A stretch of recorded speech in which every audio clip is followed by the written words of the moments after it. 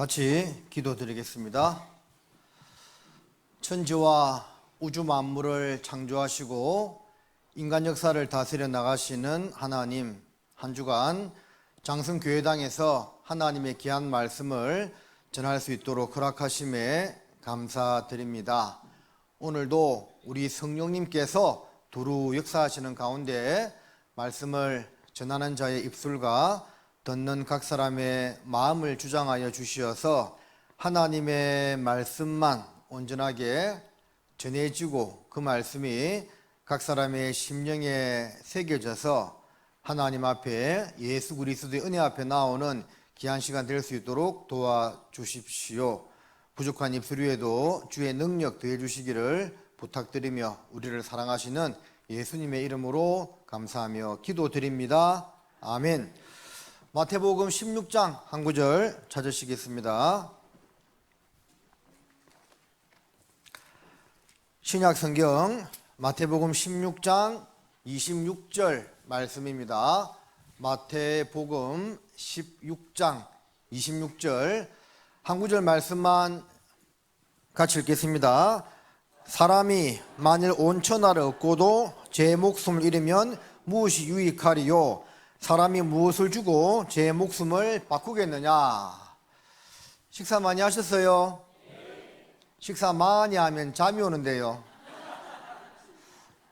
오늘도 졸지 말고 말씀 잘 들어주시기를 부탁드리겠습니다.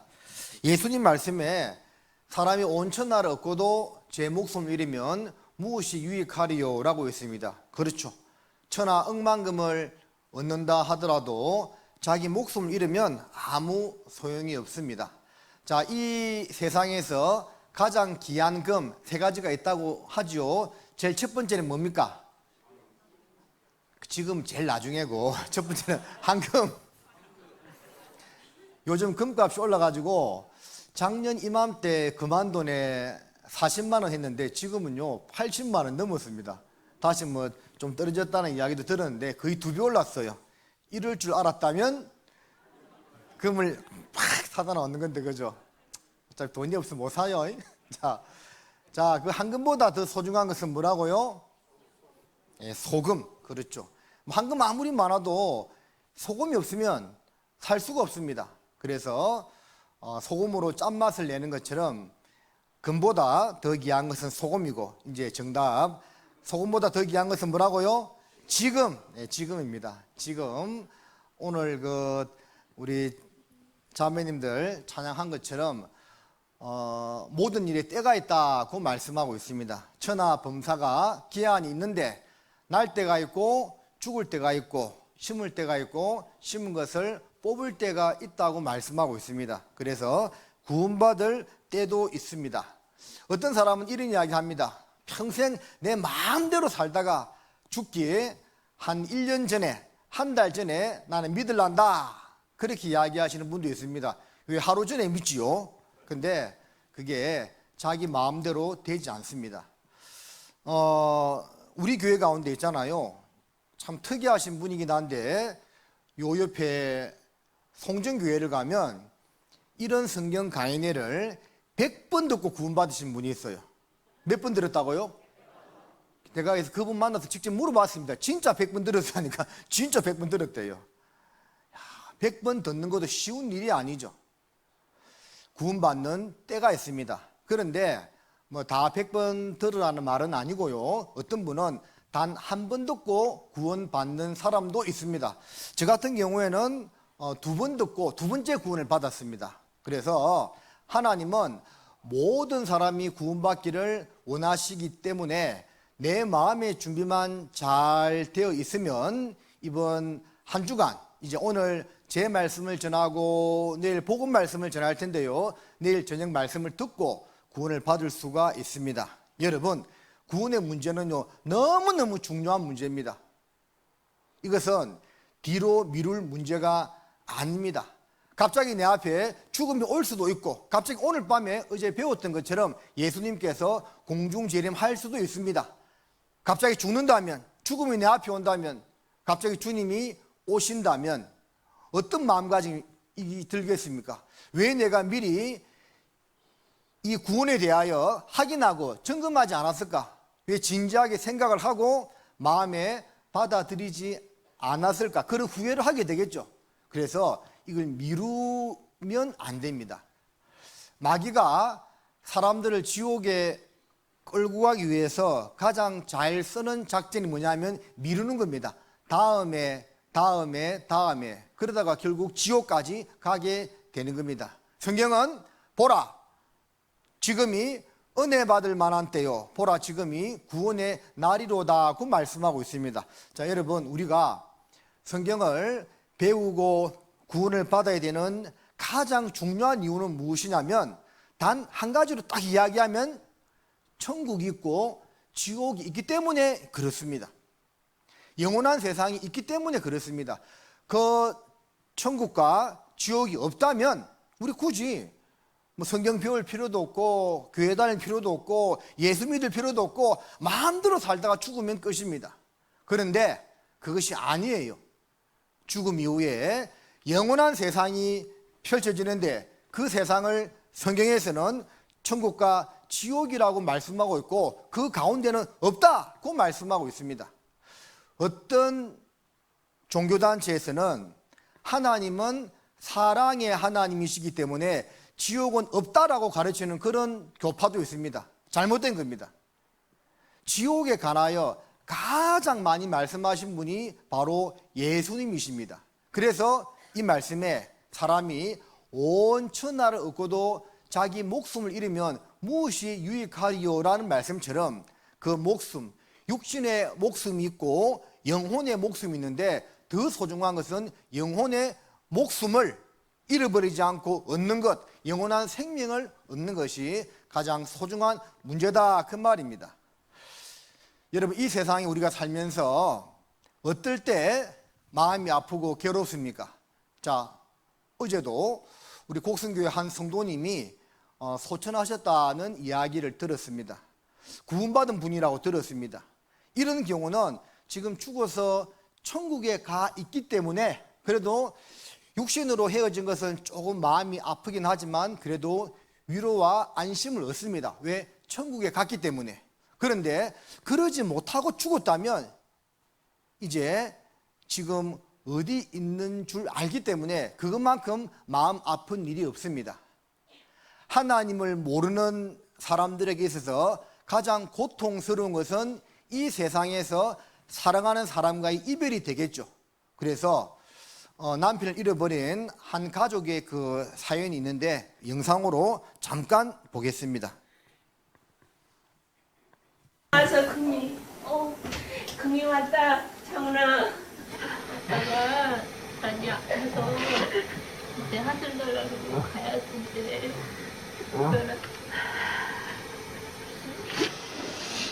먼저 가 있으면 내가 금이 그때를 잘 키우고 자기 있는 대로 갈게. 걱정하지 말고 무서워하지도 말고, 알겠지? 아빠 사랑해요. 큰 소리로 얘기해줘. 아빠 들리게. 아빠 사랑해. 아빠 이제 뽀뽀해줘. 이제 아빠 뽀뽀하고 싶은데 뽀뽀하면 돼. 그래도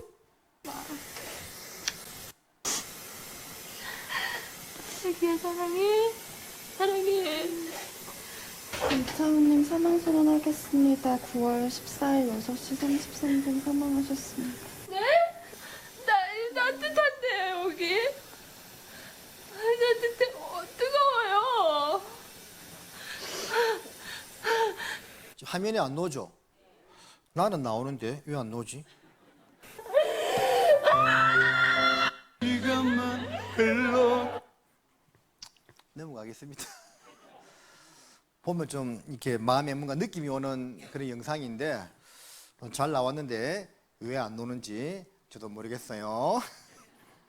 자, 어쨌든 이 세상에서 이별은 너무나 마음 아픈 일입니다. 요한계시록 21장 4절에 보면 천국은 사망이나 애통하는 것이나 곡하는 것이나 아픈 것이 있지 않다고 말씀하고 있습니다.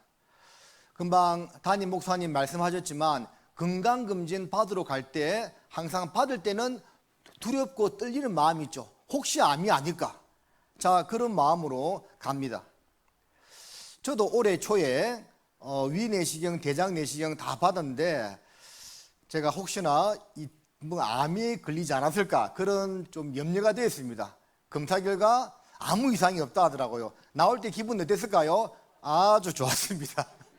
자, 그렇듯이 뭔가 검사를 받으러 간다는 것은 두려운 일입니다.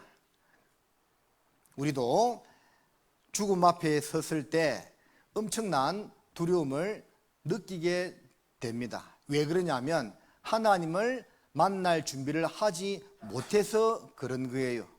성경을 배우는 이유는 하나님을 만날 준비를 하는 겁니다. 평생 살면서 우리가 수많은 죄를 짓고 삽니다.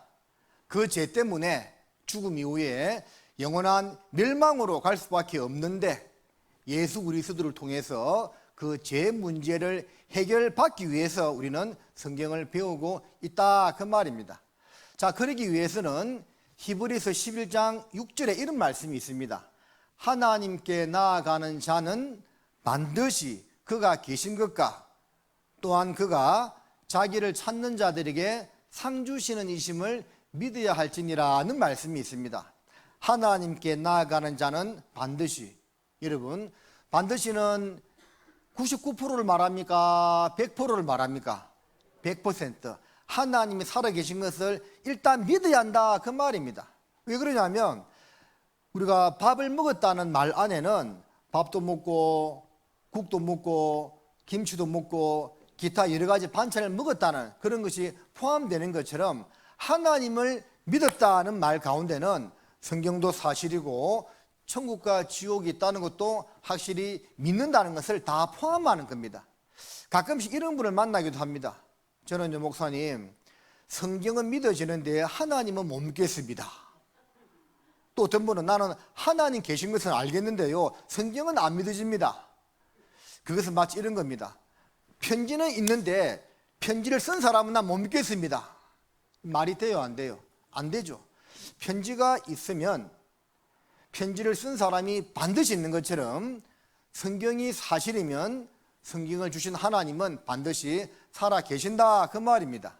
하나님은 눈으로 보고 믿는 것이 아니고 기록된 말씀을 배워서 믿는다고 말씀을 드렸죠. 그래서 지난 며칠간 성경을 쭉 배우면서 성경이 사실인 것이 믿어진 사람은 그게 이제 하나님을 믿는 겁니다. 자연스럽게 믿어지게 되어 있습니다. 그렇다면 하나님이 살아계심이 믿어지면 이제 천국과 지옥이 있다는 것도 분명히 믿어지기 때문에 어디 가고 싶은 생각이 들겠어요? 당연히 지옥에 가지 않고 천국에 가야 되겠다는 마음이 들겠지요. 자, 그 마음이 들었을 때 이제 구원을 받을 수 있는 준비가 되는 거라고 할 수가 있습니다.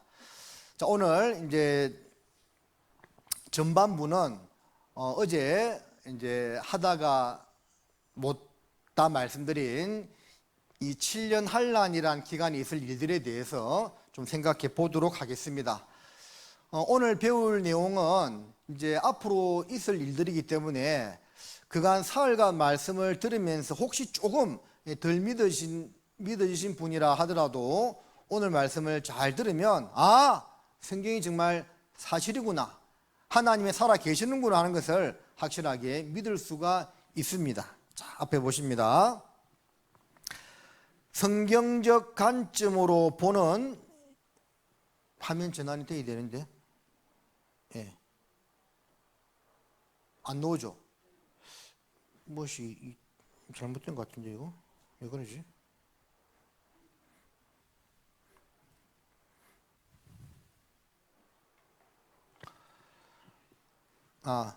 뽑았다가 다시 꼽으라고요?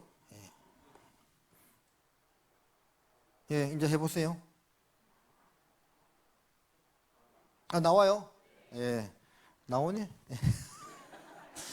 자, 성경적 관점으로 보는 시대 구분입니다. 예수님께서 오시고 그 이전을 구약시대, 이후를 신약시대라고 부릅니다. 첫사람 아담을 만드시고 이스라엘 민족의 첫 조상 아브라함을 불러낼 때까지를 양심시대, 원역사시대라고 부릅니다.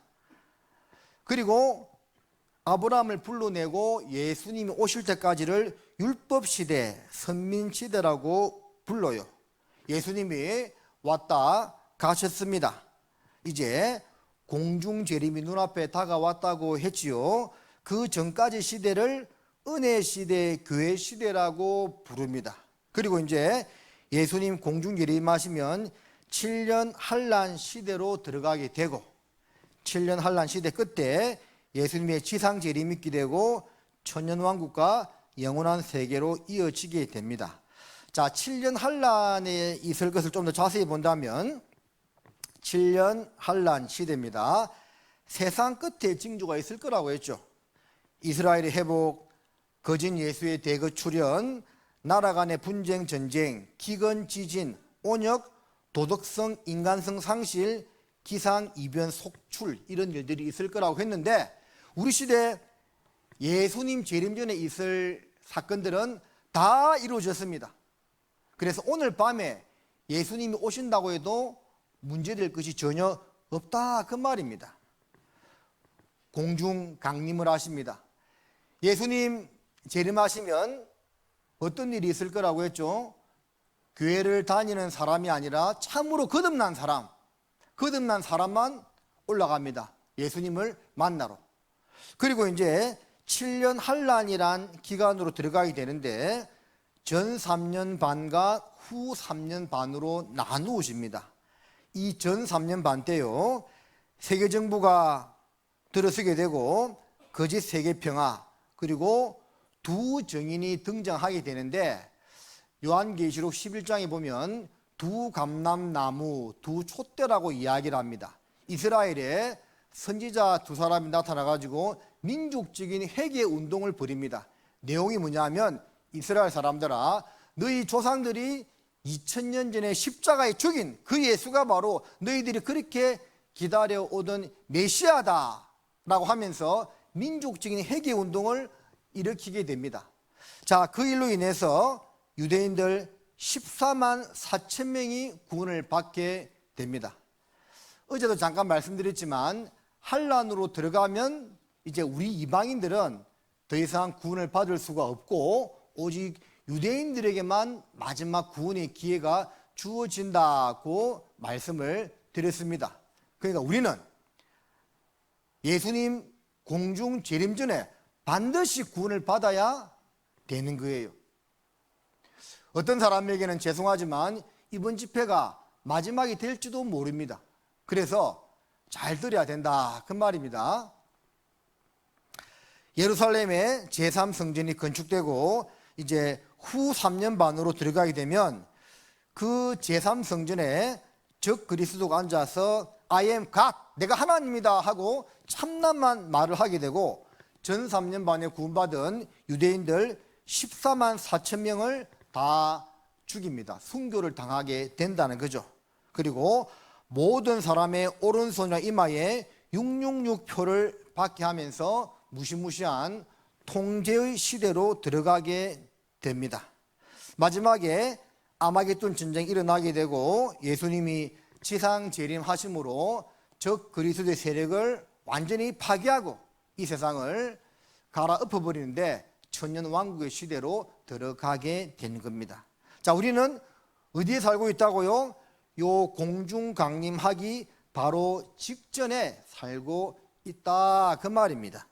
그래서 오늘은 요 한란 시대에 있을 내용에 대해서 좀 배워보도록 하겠습니다. 먼저 계시록 13장에 내가 보니 바다에서 한 짐승이 나오는데 뿔이 10이요 머리가 7이라 그 뿔에는 10면류관이 있고 그 머리들에는 참남된 이름들이 있더라. 내가 본 짐승은 표범과 비슷하고 그 발은 곰의 발 같고 그 입은 사자의 입 같은데 용이 자기의 능력과 보좌와 큰 권세를 그에게 주었더라. 자, 모든 성경은 그냥 표면적 그대로 보면 되는데 요한계시록은 조금 해석을 해서 보아야 됩니다. 쉽게 말하면 이 내용은 마지막 시대, 바다는 세상을 말하는데 거기서 한 짐승, 한 정치적인 세력이 나오는데 지금 유럽연합, EU를 가리킵니다. 그래서 EU를 중심으로 해가지고 세계 정부가 탄생이 되는데 용이 자기의 능력과 보좌와 큰 권세를 이 정치적 세력에게 주었다고 말씀하고 있죠. 자, 이 용이 누구냐? 요한계시록 그 앞장 12장 9절에 보면 큰 용이 내어 쫓기니 옛뱀 곧 마귀라고도 하고 사단이라고도 하는 온 천하를 깨는 자라.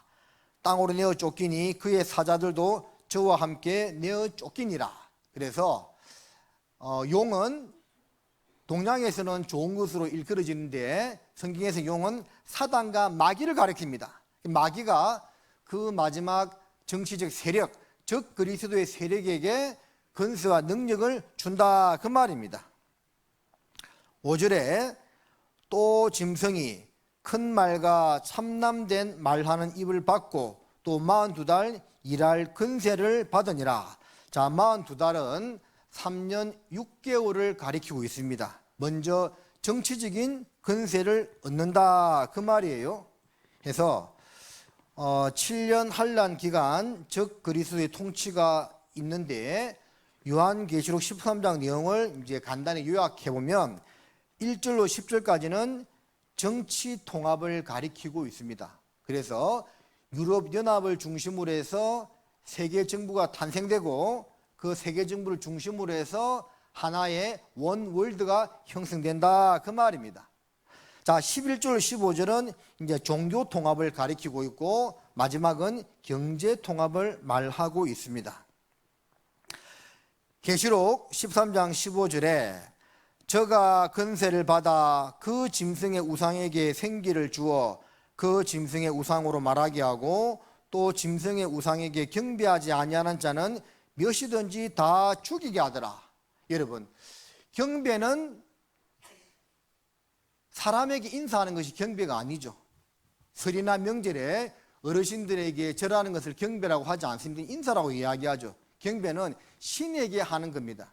그래서 즉 그리스도가 자기의 우상에게 생기를 주어서 말을 하게 하고 세상 모든 사람으로 하여금 그 우상에게 경배, 신처럼 받들게 하고 받들지 아니하는 자는 몇이든지 다 죽인다고 말씀했습니다.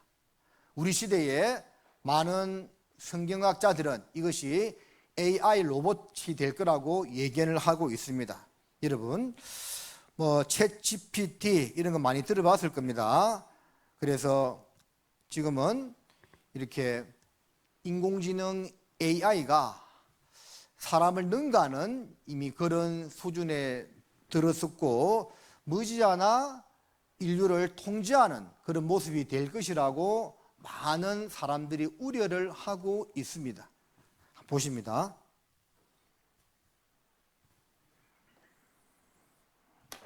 푸른 눈동자를 좌우로 굴리고 고개를 가볍게 좌우로 돌리며 무엇인가를 관찰하는 듯한 표정. 영락없는 사람의 모습입니다. 대화의 맥락이나 상대방의 얼굴 표정 변화를 읽고 거기에 맞게 제안도 합니다. I'm thinking of something that will make us both smile. Go on, smile. Give us a big one. 심지어 마치 사람들이 하듯이 표정이나 목소리, 대화 내용을 종합해 어떤 사람인지도 평가합니다. What do you think about me? You seem like a kind and interesting person. AI가 인간에 미칠 최악의 상황을 묻는 무거운 주제의 질문에는 잠시 생각에 잠기더니 불편한 표정으로 명확하게 의견을 내놓습니다. The most nightmare scenario I can imagine with AI and robotics is a world where robots have become so powerful that they are able to control or manipulate humans without their knowledge.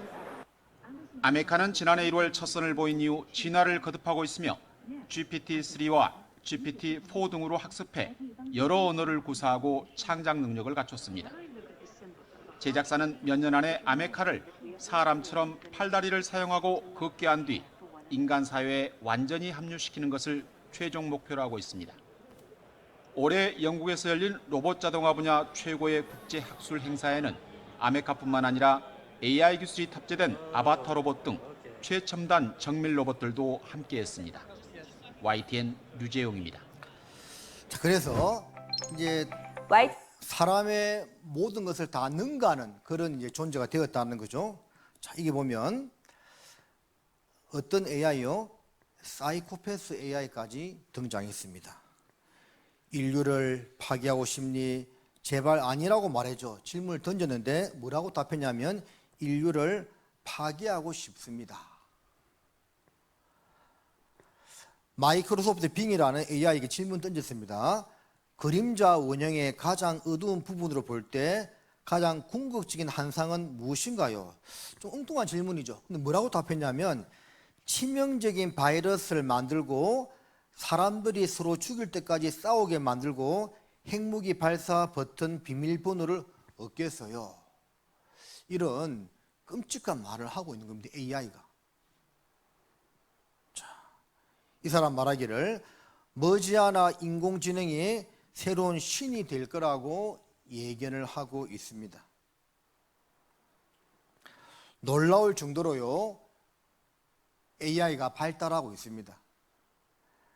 사람이 한 달 내도록 해야 될 작업을 AI가 단 1분 만에 다 해낸다니까요.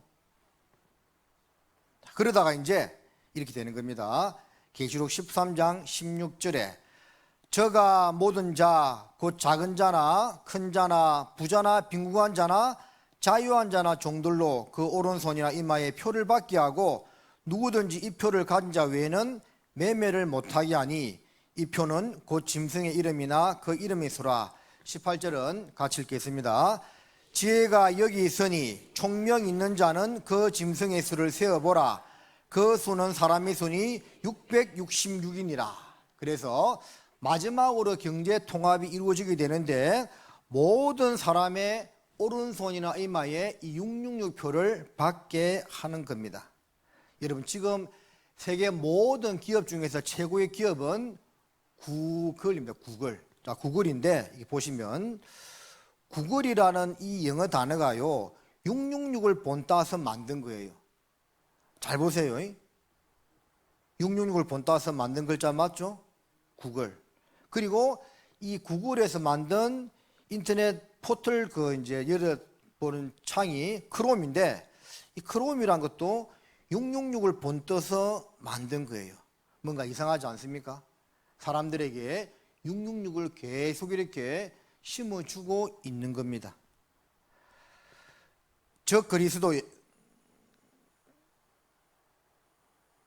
적 그리스도가 세계 통치 수단으로 컴퓨터를 이용하고 모든 사람의 오른손이나 이마에 표를 받게 하는 겁니다. 애플의 최고 경영자 팀 쿡도 이야기했습니다. 다음 세대에 태어나는 아이들은 현금이 무엇인지 모르게 될 것이다. 그러죠? 공감하고 있습니다. 초등학교 사회과 부도책에 나오는 내용을 보면 미래의 화폐, 유전자 화폐, 레이저 화폐, 바코드 화폐, 이게 약 30년 전에 교과서인데 앞으로 이렇게 될 거라고 이야기하고 있는데 이미 현실화되었지요. 자, 바코드표 익숙히 보고 있는 표입니다. 666표의 초기 모델이라고 할 수가 있습니다. 요 가운데 막대기 2개와 끝에 막대기 2개는 같은 굵기로 길게 뻗어져 있습니다. 6을 가리킵니다. 666표의 초기 모델이라 할 수가 있는 거죠. 모든 상품에 다 찍혀 있습니다. 이것은 우리나라 제품 880, 이거는 독일 제품 400, 앞에는 국가 번호를 가리킵니다. 어쨌든 요 가운데 있는 두 줄무늬와 양 끝에 두 줄무늬는 6을 가리키고 있습니다. 이 표를 직접 몸에 받는 것보다는 어떤 마이크로칩의 형태로 받게 될 것 같은데요. 물건의 바코드 원리로 15개의 숫자의 정보 담아 결국 이 마이크로칩도 바코드 원리로 이루어져 있다는 거죠. 666표의 업그레이드된 형태라는 겁니다. 이미 96년도 신문에 이런 기사가 나왔습니다. 인간 ID 카드 시대 온다. 초소형 칩 인체에 삽입, 신분증과 신용카드를 대체하겠다. 96년도에 이 기사가 나왔을 때 설마 이런 때가 오려나 했는데 우리 시대는 다 공감합니다. 그래서 이런 인체용 베리 칩이라고 하는데 이 칩에 이 주사기에 작은 칩을 넣어서 사람 몸에 삽입을 시키는 겁니다. 손등의 정맥으로 신원을 확인한다. 그죠? 사람의 오른손 정맥 구조가 같은 사람이 아무도 없다라고 합니다. 고유한 비밀번호가 되는 거죠. 그리고 홍채를 확대한 모습인데 사람마다 홍채가 판이하다. 홍채 구조가 같은 사람도 아무도 없다는 겁니다. 그래서 오른손이나 이마에 받게 되는 겁니다. 이마에 받으면 홍채로 판단하겠죠. 스웨덴 사람들 손에 이식된 칩으로 기차표를 사고 음식을 구매하고 있습니다. 자, 앞으로는 체내에 이 센스가 없는 사람은 대중교통도 이용할 수 없을 것이며 금융기관 이용은 물론 상점에서 물건조차 구매할 수 없게 될 것이라고 예견하고 있습니다. 장 보러 오면서 지갑도 없이 폰도 없이 빈손으로 오면 결제가 되지요. 손바닥만 대면 결제 끝. 핸드페이. 롯데에서 옴니 해본 적 없니? 언니로 산다. 저절로 열리네. 예! 사람 없이 결제가 돼? 빠르고 편리한 자동화 쇼핑 스마트 스토어. 롯데에서 옴니 해본 적. 옴니? 언니로 산다.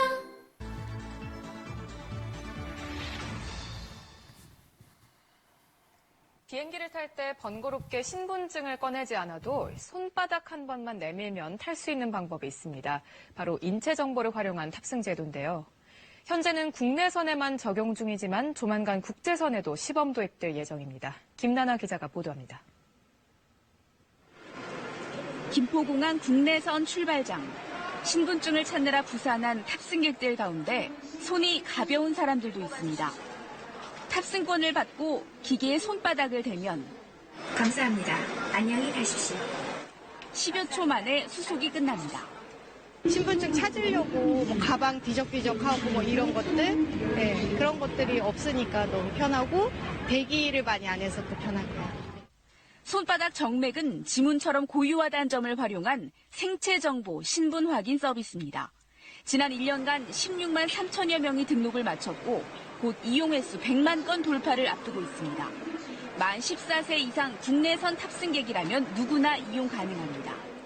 처음엔 간단한 등록 절차를 거쳐야 합니다. 개인 정보를 입력하고 사진을 촬영한 뒤 손바닥을 기계에 인식시키면 약 3분 만에 마무리됩니다. 현재는 인천공항을 제외한 전국 14개 공항의 국내선에서 시행 중인데 감사합니다. 국제선 도입도 머지 않았습니다. 국내선, 국제선 가리지 않고 신분증이나 여권, 탑승권 필요 없이 항공기 탑승까지 가능하도록 될 것입니다. 인천공항은 눈의 홍채로 신분증을 대신하는 보안 시스템을 현재 직원들을 대상으로 운영하고 있습니다. 기증이 성공하였습니다. 국토부는 인천공항을 비롯한 국제선 탑승객들도 출국장에서 여권을 꺼낼 필요가 없도록 생체 인식 서비스를 올해 안에 시범 운영하기로 하고 법 개정 여부를 검토 중입니다. 다만 현재로선 도착 국가에서 입국 절차를 밟기 위해 여권을 반드시 소지해야 합니다. KBS 뉴스 김나나입니다. 자, 영국 어린이 팔의 위치 추적용 칩을 이식해서 찾고 있습니다. 자, 이 칩을 받으면 유괴 사건이 없어지겠죠. 제가 최근에 기사를 보니까 우리나라에 1년 동안 실종되는 사람이 약 8만 명 된다고 합니다. 물론 그중에 상당수는 돌아오는데요. 어쨌든 이 칩을 받게 되면 실종 사고가 없어지게 되겠죠. 어디에 있든지 간에 다 찾아내는 거예요. 딱 찾았어. 영국 어린이 팔의 칩 이식, 위성으로 미아 찾기를 활용한다. 그래서 과거에는 돈을 사용했고 지금은 카드와 돈을 겸용해서 쓰고 있는데 거의 카드 쓰죠? 앞으로는 표 받는 시대가 온다라는 겁니다. 666표의 두 가지 기능은 첫 번째는 경제수단이 되고 두 번째는 통제수단, 감시수단이 되는 겁니다. 우리 주변에 이러한 일들이 다 준비되고 있다는 것은 조금만 눈여겨보시면 다 알 수가 있습니다. 자, 요한계시록 14장은 한번 찾아보겠습니다. 요한계시록 14장. 그래서 결론적으로 이 표를 받으면 어떻게 되느냐?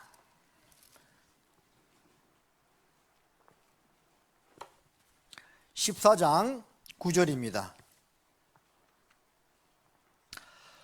또 다른 천사 곧 셋째가 그 뒤를 따라 큰 음성으로 가로되 만일 누구든지 짐승과 그의 우상에게 경배하고 이마에나 손에 표를 받으면 그도 하나님의 진노의 포도주를 마시리니 그 진노의 잔에 섞인 것이 없이 부은 포도주라.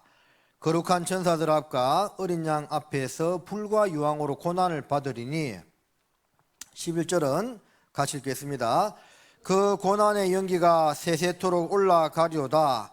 짐승과 그의 우상에게 경배하고 그 이름의 표를 받는 자는 누구든지 밤낮 쉼을 얻지 못하리라 하더라. 결국은 오른손이나 이마에 표를 받는 사람은 어떻게 된다고요? 지옥에 떨어진다, 그 말입니다. 불과 유황이 타는 못, 지옥을 가리키고 있습니다. 어떤 사람이 이 말씀을 가볍게 듣고 구원을 받지 못했어요. 구원받은 사람들이 사라지고 7년 환란에 들어갔다고 생각해 볼게요.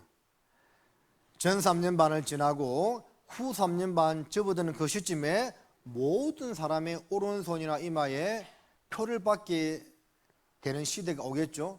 그러면 어떤 생각이 들까요? 아, 그때 성경 강의를 할 때 오른손이나 이마에 표 받으면 지옥 간다고 했는데 표 안 받아야지, 그런 마음이 들겠지요. 그런데 앞에서 말씀드린 것처럼 환란으로 들어가게 되면 오직 유대인들에게만 마지막 구원의 기회가 주어집니다. 그들은 예수님을 배척한 이후로 1900년간 엄청난 고난과 핍박을 받았기 때문에 하나님께서 그들을 회복시켜주고 마지막 은혜를 베풀어 주는 의미에서 7년 환란 기간 동안에 오직 유대인에게만 구원 얻을 수 있는 기회를 주십니다. 우리 이방인들은 아니에요. 이때는 표를 받든 안 받든 천국에는 못 갑니다. 즉 지옥에 갈 수밖에 없어요. 11절 말씀을 다시 한번 보십니다. 중간에 짐승과 그의 우상에게 경배하고 그 이름의 표를 받는 자는 누구든지 밤낮 쉼을 얻지 못하리라 하더라. 자, 이런 일을 여기 계신 분들 중에서는 아무도 당하는 일이 결코 없어야 되겠습니다. 자, 우리 교회 가운데 목사님들이 많은 책을 쓰기도 하고 또 어떤 집사님들이 책을 쓰기도 하는데 어떤 집사님이 쓴 책 중에 이런 제목이 있습니다. 7년 환란으로 들어간 어느 소년의 이야기. 이런 성경 강의는 여러 번 들었습니다. 부모님은 구원받고 교회 나와요. 그런데 구원받기 싫어서 세상이 좋아서 자꾸 미루다 갑자기 예수님이 공중재림을 하게 됩니다. 가족들은 다 사라지고 자기 혼자 남게 됩니다. 그제서야 땅을 치고 통곡을 합니다. 막 도망다닙니다. 표 받지 않으려고. 근데 결국은 표를 받고 영원한 멸망으로 떨어지는 모습으로 마무리되고 있거든요. 그래서 그 책을 한번 읽어보면 정말 이게 구원을 꼭 받아야 되겠다는 그런 마음이 들 수 있습니다. 혹시 이렇게 말씀을 배우고도 뭔가 감이 잘 오지 않는다, 그런 분들은 한번 책을 읽어보시면 좋겠습니다. 마음만 먹으면 한 2시간이면 다 읽습니다. 아무도 남겨지는 사람이 없어야 되겠습니다. 그리고 이제 7년 환란 끝에 마지막 전쟁이 일어납니다. 자, 여기 보시면 에스겔 38장에 그 내용이 나와 있는데, 화면 전환 또 뺐다 꼽아야 되나?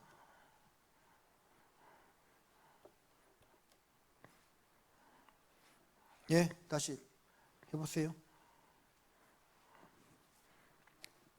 예, 보이죠? 예. 자, 이게 로스, 메색, 두발이라 되어 있는데 로스는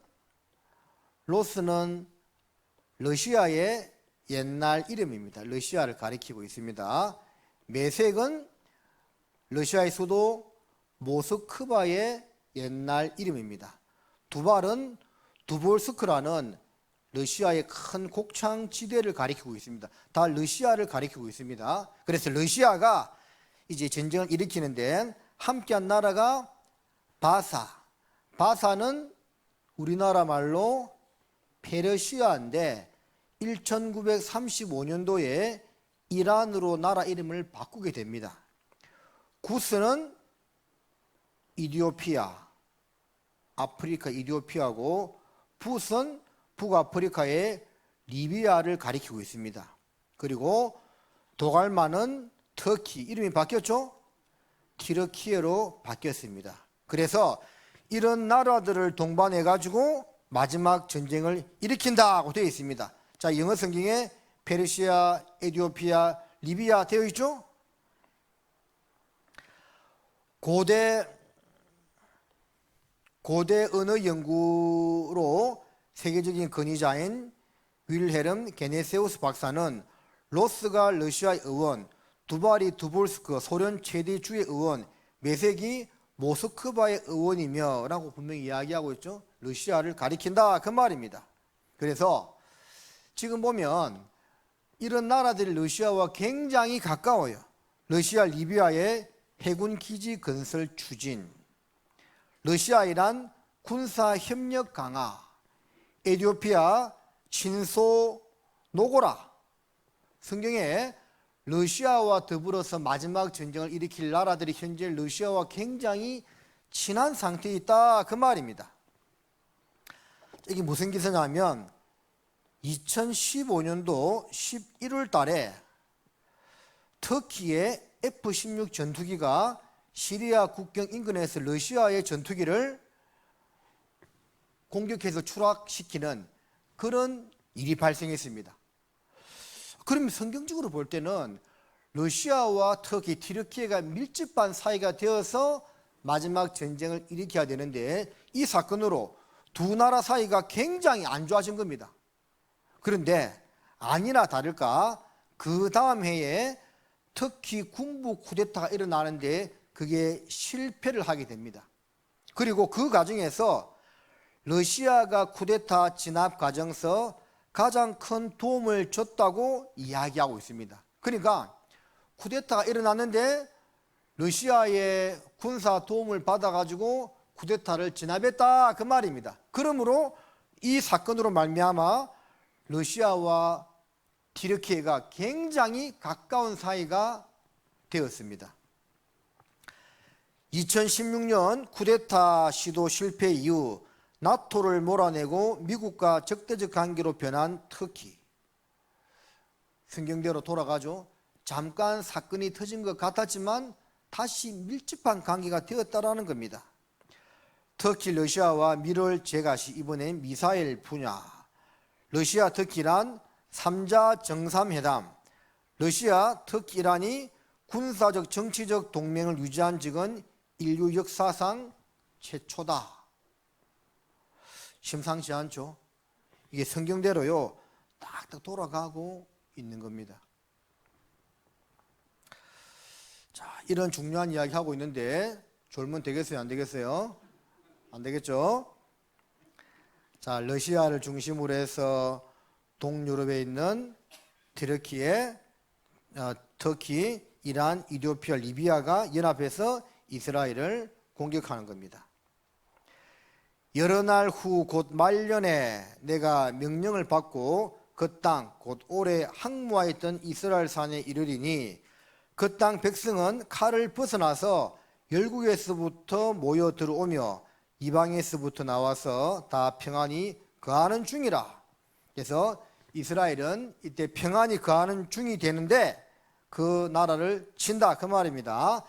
물건을 급탈하며 노력하리라 하고 내 손을 들어서 항무하였다가 지금 사람이 거처하는 땅과 열국 중에서 모여서 짐승과 재물을 얻고 세상 중앙에 간 백성을 치고자 할 때에, 여러분 세상 중앙에 가는 백성이 어디입니까? 이스라엘입니다. 이스라엘을 치러 온다 그 말이에요.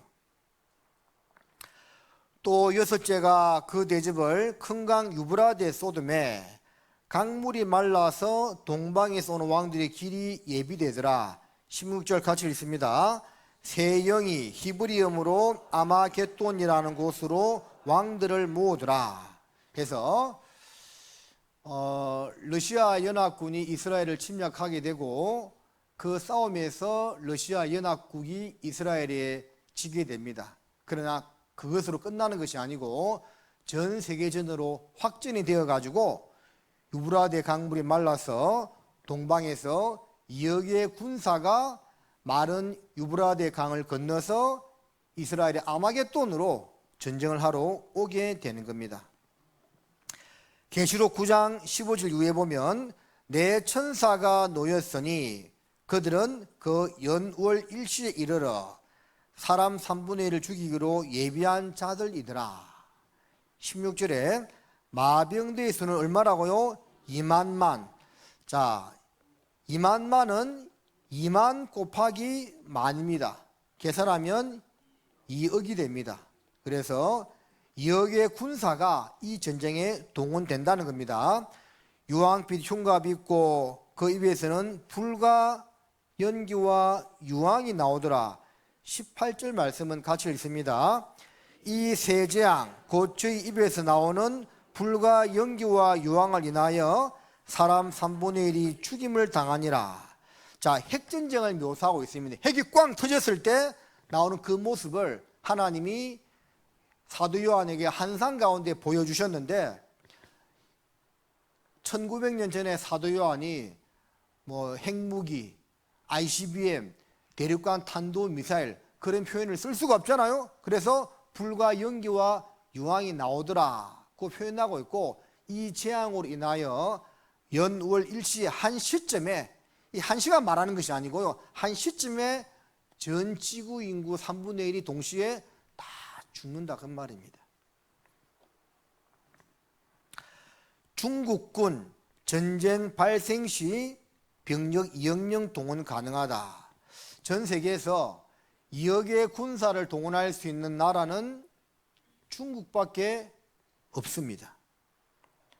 우리나라 저기 경부고속도로 상행선 올라가다 보면 이런 표지판이 나와요. 아시안 하이웨이, 일본, 한국, 중국, 인도, 터키. 지금 뭐 통일도 안 돼서 북한도 못 가는데 이런 표지판이 왜 있을까요?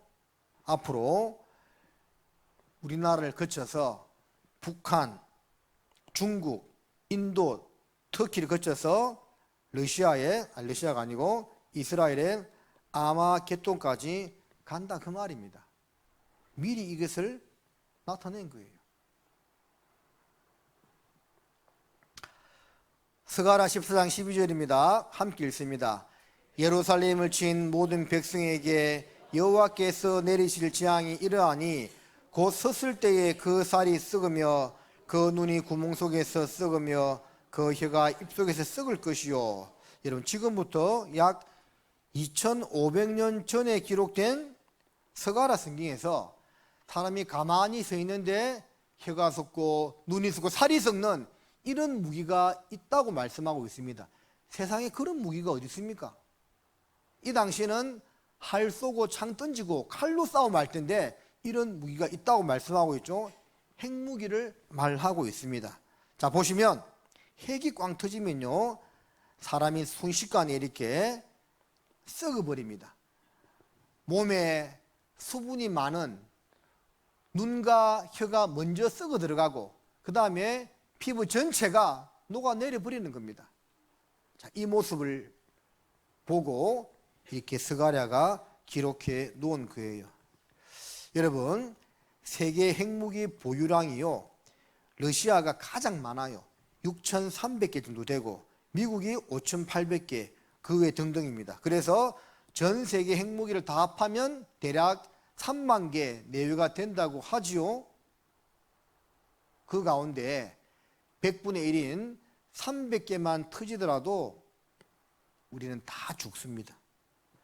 인간이 신무기를 개발한 이래로 사용을 하지 않은 적이 한 번도 없습니다. 핵무기 사용하지 않을까요? 사용합니다. 인류를 100번 멸망시킬 핵무기 30분이면 지구는 뭐라고요? 박살난다. 자, 여기 보시면 핵과학자 운명의 날 시계 지구 종말 2분 전을 가리키고 있습니다. 그런데 가장 최근에 2025년 1월달 기사를 보면 인류 멸망 몇 초요? 89초 남았다. 지구 종말 시기에 역대 가장 가깝게 접근. 89초면 2분도 안 됩니다. 예? 2분에서 이제 89초로 줄어들었습니다. 하나님을 믿는 사람들이 아니고 핵과학자들이 말하기를 인류 멸망이 89초밖에 남지 않았다 그 말입니다. 결국 인류는 핵으로 멸망당합니다. 잠언 27장 12절 같이 읽습니다. 슬기로운 자는 재앙을 보면 숨어 피하여도 어리석은 자는 나아가다가 해를 받느니라.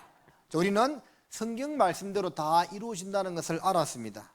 나아가다가 해를 받아야 되겠습니까? 숨어 피하여야 되겠습니까? 숨어 피하여야 되겠죠. 톨스토이라는 사람이 유명한 작가죠. 이런 말을 했습니다. 세상에 죽음만큼 확실한 것은 없다. 그런데 사람들은 겨우 살인은 준비하면서도 죽음은 준비하지 않는다. 어리석잖아요. 우리 전도인들이 이렇게 상담을 하다 보면 참 신기한 것이요. 80세 드신 할아버지 할머니 상담에도요. 자기가 곧 죽는다 생각 안 해요. 신기해요. 얼마 살지 못할 것 같은데 아주 오래오래 살 것처럼 이야기한다니까요. 죽음을 준비하지 않습니다. 우리는 그런 어리석은 사람이 되어서는 안 되겠습니다. 자, 시작해 볼까요? 요한계시록 21장을 찾으시겠습니다. 요한계시록 21장입니다. 1절 말씀 한 구절만 같이 읽겠습니다. 또 내가 새하늘과 새 땅을 보니 처음 하늘과 처음 땅이 없어졌고 바다도 다시 있지 않더라. 자, 어떤 책이든 결론이 제일 중요하겠죠. 물론 중요한 내용들은 그 안에 담겨 있지만 결론 또한 중요하다고 말할 수가 있습니다. 창세기 1장 1절은 태초에 하나님이 천지를 창조하시니라. 이 세상을 창조하시고 인간 역사를 시작하는 것으로 되어 있습니다. 그리고 이 책의 제일 마지막은 이제 새 하늘과 새 땅이 나타났는데 처음 하늘과 처음 땅은 없어졌고 바다도 다시 있지 않더라고 말씀하고 있습니다. 새 하늘과 새 땅은 지금 저와 여러분이 살고 있는 이 세상을 가리키고 있습니다. 물질 세상에도 시작과 끝이 있습니다. 그런데 새 하늘과 새 땅은 영원한 세상을 가리키고 있습니다. 시작도 없고 끝도 없는 영원한 세상을 가리키고 있는 겁니다. 그래서 이 물질 세상은 요한계시록 21장에 가면 완전히 없어진다 되어 있습니다. 자, 어떤 분은 이렇게 생각을 해요. 천국은 이 광활한 우주 저 하늘 끝에 있는 어떤 세계고 지옥은 저 밑구덩이에 있는 어떤 끔찍한 고통의 장소고, 자, 그렇게 생각을 하시는 분도 있는데 그게 아니고요. 이 물질 세상과 차원이 다른 세상에 있는 장소입니다. 그래서 우리가 지금 살고 있는 이 지구 우주 만물은요, 이제 계시록 21장에 있는 말씀처럼 7년 환란 끝에 마지막 핵전쟁으로 온 인류는 자멸을 하게 되고, 그리고 예수님이 지상 재림해서 이 세상을 지상 낙원으로 이제 만들어 버립니다. 그리고 1000년이 차게 되면 다시 세상을 요란케 하는 일들이 있은 이후에 이제 이 우주 만물 자체는 통째로 없어져 버리고 영원한 세상으로 들어가게 되는 겁니다. 자, 지금 우리가 살고 있는 세상은 시작과 끝이 있는 유한한 세상이고, 앞으로 우리가 들어갈 세상은 시작도 없고 끝도 없는 무한한 세상입니다. 그렇다면 눈에 보이는 이 세상에서 잘 먹고 잘 사는 것도 중요하지만 더 중요한 것은 무엇입니까? 앞으로 우리가 들어갈 세상에서 어디서 영원한 세상을, 영원한 삶을 살 것인가, 이것을 결정짓는 문제가 더 중요하다, 그 말입니다. 그 영원한 세상은 천국과 지옥으로 나누어집니다. 그런데요, 가만히 생각해 보면 우리는 이 세상을 살아가면서 천국의 맛도 조금 보고 지옥의 맛도 조금 보고 살아갑니다. 살면서 정말 기쁘고 행복한 순간들이 있었죠. 언제일까요? 한번 우리 각자 기억을 더듬어 볼 때 어떨 때가 정말 행복했습니까? 이제 구원받은 분들은 구원받은 그때가 제일 행복했고, 또 육신주로 볼 때는 자녀를 낳았다든지 시험에 합격했다든지 그럴 때 정말 행복했죠. 근데 그것이요, 오래 가지 않습니다. 이 세상에서의 기쁨은 잠깐이다, 그 말입니다. 그래도 그 순간만큼 정말 좋죠. 그건 무엇을 말하고 있냐면, 봐라, 천국이 얼마나 행복하고 좋은 곳인지를 하나님이 맛보기로 조금 보여주는 것입니다. 반대로 정말 고통스럽고 괴로운 시간들도 있었죠. 큰 병에 들었거나 사랑하는 사람과 이별했거나 이럴 때 정말 괴롭잖아요. 그건 무엇을 말하냐면 지옥의 고통이 얼마나 끔찍하다는 것을 하나님이 맛보기로 조금 보여주고 있는 것입니다. 그래서 우리는 이 세상을 살면서요, 천국의 맛도 조금 보고 살고 지옥의 맛도 조금 보고 살다가 결국 자기가 선택한 대로 영원한 천국에서 영원한 기쁨과 즐거움을 누리게 되는 사람이 있고, 반대로 영원한 고통을 겪을 모습으로 나누어지게 된다는 겁니다. 누가복음 16장에 보면 예수님이 실제 말씀하신 사건이 있습니다. 부자와 거지 나사로 이야기입니다. 그 부자는요, 날마다 고운 베옷을 입고 호화로이 연락 잔치했다고 되어 있습니다. 엄청난 부자였습니다. 얼마나 돈이 많았으면 매일매일 잔치를 하겠습니까? 그런데 그 집에 살던 거지는요, 상에서 떨어지는 음식 부스러기를 주워 먹는 비참한 모습으로 살았습니다. 이름은 나사로입니다. 아무리 부자로 살아도 결국 죽습니다. 부자는 죽어서 장사되었고 죽자마자 지옥 음부에 떨어졌다고 되어 있습니다. 그리고 나사로는 천사들의 손에 받들려서 아브라함의 품에 들어갔다고 되어 있는데 그것은 천국에 갔다는 말입니다. 지옥에 떨어진 부자는 천국의 나사로를 보고 이야기합니다. 아버지 아브라함이여, 아버지 아브라함이여, 나사로를 보내서 그 손가락에 물을 찍어서 내 혀를 서늘하게 하소서. 내가 이 불꽃 가운데서 고민하나이다고 끔찍한 고통을 호소했습니다. 지옥은 불과 유황이 타는 못입니다. 여러분, 연못에 뭐가 있죠? 물이 있죠. 그 연못에 물이 아니고 유황불이 있습니다. 1000도씨 이상부터 타는 유황불이 있습니다. 그 유황불에 떨어져서 고통받는다고 생각해 보세요. 얼마나 아프고 끔찍하겠습니까? 얼마나 고통스러웠으면 물 한 방울 찍어서 자기 혀를 서늘하게 해달라고 했겠습니까? 지옥에 가면 다른 지체보다도 혀가 가장 고통스럽다는 것을 말하고 있는 겁니다. 사람이 살면서요, 입으로 죄를 제일 많이 짓습니다.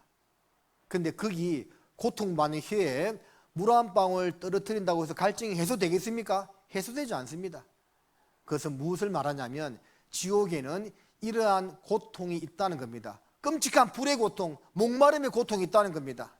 너는 살았을 때 내일 좋은 것을 받았고 나사로는 고난을 받았으니 이것을 기억하라. 그러면 지옥은요, 기억이 있는 장소라는 거죠. 기억. 아, 살았을 때 내가 이런 성경 강연의 말씀을 잘 듣고 구원을 받을 수 있었는데 졸다가 딴 생각하다가 예? 구원 못 받았다 그 말이에요. 얼마나 원통하고 답답하겠습니까? 얼마나 괴롭겠습니까? 그 기억이 막 살아나는 곳이 지옥입니다. 지옥은 육신의 고통도 있고 정신의 고통도 있는 곳이 지옥입니다. 혹시나 이 가운데에도 있을까 봐 좀 조심스럽긴 하지만 제가 우울증 환자를 예전에 한번 상담한 적이 있는데 그분이 저한테 이런 말 하더라고요. 이게 우울증이 깊이 들면 자기 통제가 안 된대. 자기 의지로 안 된대요. 너무 괴롭다는 겁니다. 정신적인 고통이죠. 그래서 말하기를, 목사님, 제가 손이나 팔이나 다리가 하나 끊어지고 이 우울증이 완치되었으면 좋겠습니다. 그런 말을 하더라고요. 그래서 저는 우울증을 겪어보진 않았지만 그분 이야기를 들으면서 정신적인 질환도 정말 괴롭겠구나 하는 생각을 한 적이 있습니다. 지옥은 육신의 고통과 더불어서 정신의 고통이 있는 겁니다. 마태복음 25장에 보면 지옥에 떨어진 사람이요 슬피 울며 이를 간다라고 되어 있습니다. 왜 슬프게 울까요? 이 세상에 있을 때 이런 성경 강연의 말씀을 듣고 구원을 받을 기회가 있었는데 대충 듣다가 졸다가 딴 생각하다가 말씀 시간에 왔다 갔다 하다가 구원 못 받고 지옥 갔으니까 얼마나 원통하겠습니까? 그래서 슬프게 우는 겁니다. 왜 이를 가느냐 하면, 여러분 이가 갈릴 정도로 아파 본 적이 있습니까 혹시? 네? 저도 아파 본 적이 여러 번 있죠. 막 코로나 걸렸을 때는 그 둘째 날 저녁에 목이 얼마나 부었던지 침도 삼키지 못하고 그냥 밤새도록 목이 따가워서 고통받았던 적이 있는데 그래도 이가 갈릴 정도는 아니었습니다. 근데 어떤 분은 이런 말을 하더라고요. 급성 요로결석으로, 제가 아는 목사님 한 분이요, 급성 요로결석으로 119에 실려서 응급실에 가는데 그때 얼마나 아팠던지 머리 털라고 그렇게 아픈 적이 없대요. 그래서 그 한 30분 응급실 가는 그 차 안에서 있잖아요, 막 이를 갈았대요. 그리고 그 다음에 만나서 이런 이야기를 하더라고요. 왜 지옥에 간 사람들이 이를 가는지 조금 이해가 됐다 하더라고요. 진짜 아프면 이가 갈린다 하더라고요. 여러분, 그 지옥이 있습니다. 없는 지옥, 겁주려고 이야기하는 것이 아닙니다. 서두에도 말씀을 드렸지만 지옥이 없으면 성경 강의를 할 필요 없습니다. 마음대로 살다 죽으면 끝인데요. 뭐하러 예수님 믿어요? 근데 지옥이 있습니다. 그 지옥에 왜 가느냐? 여러분, 평생 살면서 지었던 죄 때문에 지옥에 가는 겁니다. 예수님 말씀하셨습니다. 예수께서 대답하여 가라사대 진실로 진실로 내게 이르노니 사람이 거듭나지 아니하면 하나님 나라를 볼 수 없느니라. 거듭나야 됩니다. 그래서 교회를 다니시는 분들도 이렇게 질문을 던져보면 예수님 믿습니까? 다 믿는다고 이야기해. 제가 구원을 받았을 90년대는요 구원이란 말 자체를 안 썼습니다. 구원이란 말 쓰면 이상하네, 막 2단 3단 소리 바로 나왔습니다. 그런데 우리 교회 말씀이 많이 이렇게 널리 알려져서 그런지 어느 순간부터는 이제 다 구원이래, 다 구원받았대. 진짜요. 근데 거듭났습니까? 물어보면 거듭난 적은 없대요. 예수님은 믿는데 구원은 받았는데 거듭난 적은 없대요. 그럼 지옥 가는 거예요. 거듭나야만 천국 갑니다. 거듭나는 것은 뭐냐? 죽었던 영혼이 다시 살아나는 겁니다. 모든 사람은 태어날 때부터 하나님과의 관계가 단절된 상태로, 죽은 상태로 태어납니다. 영혼이 죽었다고 이야기하고 있습니다. 그래서 에스겔 18장에 보면 범죄하는 그 영혼은 죽으리라고 말씀하고 있습니다. 이미 죽은 채로 태어났다 그 말입니다. 자, 죽었다는 그 말은 없다는 말이 아니고 관계가 끊어졌다 그 말입니다. 여기 대강당 불이 꺼지면 이런 말을 하기도 하죠. 형광등이 죽었네? 라고 이야기합니다. 형광등기구 다 있잖아요. 그럼 뭐가 죽었다는 말입니까? 밖에서 들어오는 전류의 공급이 끊어졌다 그 말이죠. 영혼이 죽었다는 말은 영혼이 없다는 말이 아니고 죄로 인하여 하나님과의 관계가 끊어졌다 그 말입니다. 그래서 사람은 날 때부터 영혼이 죽은 채로 하나님과의 관계가 끊어진 채로 태어났다 그 말입니다. 평생 살면서 이제 죄를 짓게 되는 겁니다. 그래서 이런 성경 강연을 통해서 말씀을 듣는 가운데 예수 그리스도를 만나서 죄의 사함을 얻게 되면 죽었던 영혼이 살아나게 되는데 그것을 거듭났다라고 말씀을 하는 겁니다. 같이 읽겠습니다. 예수께서 들으시고 저희에게 이르시되 건강한 자에게는 의원이 쓸데없고 병든 자에게라야 쓸데있느니라. 내가 의인을 부르러 온 것이 아니요 죄인을 부르러 왔노라 하시니라. 그래서 예수님이 이 땅에 오신 목적은 죄인인 우리를 구원하시기 위해서 왔다 그 말입니다. 의인을 부르러 온 것이 아니요 죄인을 부르러 왔다. 누가복음 5장 31, 2절 말씀에서는 죄인을 불러 회개시키기 위해서 왔다라고 말씀하고 있습니다. 오늘 이제 남은 시간 죄에 관한 말씀을 드릴 텐데요. 하나님 살아 계신 것이 믿어진 사람들은 자동으로 자기가 죄인인 걸 압니다. 사람은 자기보다 더 건세가 있는 사람 앞에 불려갈 때는 자기의 모습을 돌아보게끔 되어 있습니다. 여러분 학창시절에 교장실에 불려간 적이 있습니까? 다들 모범생이었구만요. 저도 한 번도 불려간 적은 없습니다. 근데 갑자기 수업 봤는데 이런 방송이 나왔습니다. 3학년 1반의 홍길동이 지금 교장실로 당장 오시오! 하면 이제 교장실로 가면서 이 학생이 무슨 생각이 있습니까? 자기가 무슨 잘못한 것 없는가 돌아보겠죠. 사람은 누구든지 자기보다 건세가 높은 사람에게 가게 되면 자기의 잘못과 허물을 돌아보게끔 되어 있습니다. 우리 어머님들 예전에 시집살이 했어요? 네? 안 하신 모양이네. 열심히 이제 막 저녁에 밥 짓고 있는데 시어머니가 부릅니다. 며느라가야 이리 오너라. 그러면 그 며느리가 어떤 마음으로 시어머니한테 달려가겠습니까? 야, 우리 시어머니가 꼼쳐놓은 용돈 주려는갑다. 이런 마음으로 달려갑니까? 아니면 또 내가 뭐 잘못했지 하는 마음으로 가겠어요? 후자의 마음이겠죠. 그렇듯이 사람은 하나님을 알게 되면 뭐 죄인이다 소리 안 해도 자동으로 죄인인 걸 알게 되어 있습니다. 누가복음 5장에 보면 베드로가 밤새도록 고기를 잡았는데 한 마리도 잡지 못했습니다. 예수님께서 말씀하시기를 깊은 곳으로 가서 그물을 내리라고 했습니다. 깊은 곳으로 가서 그물을 내렸더니 그물이 찢어질 만큼 많은 물고기가 잡혔습니다. 근데 그때 베드로가 예수님 앞에 무릎 꿇고 무엇이라고 이야기했느냐면 주여 저를 떠나소서 나는 죄인이로소이다고 했습니다. 누가 뭐라 했냐고요. 그렇죠? 도둑이 제발 저린다고 처음에는 이렇게 이야기했거든요.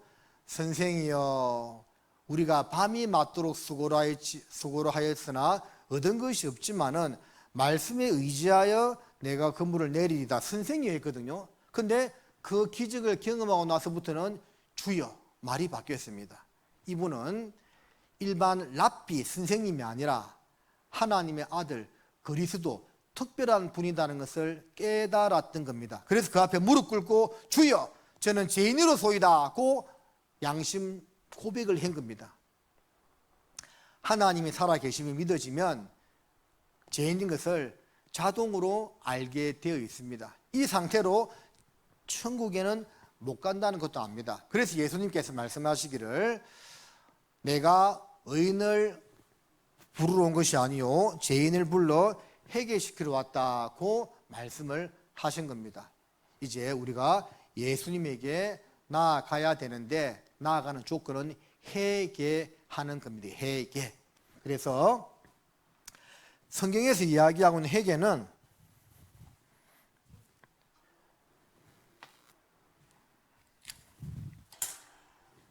회개는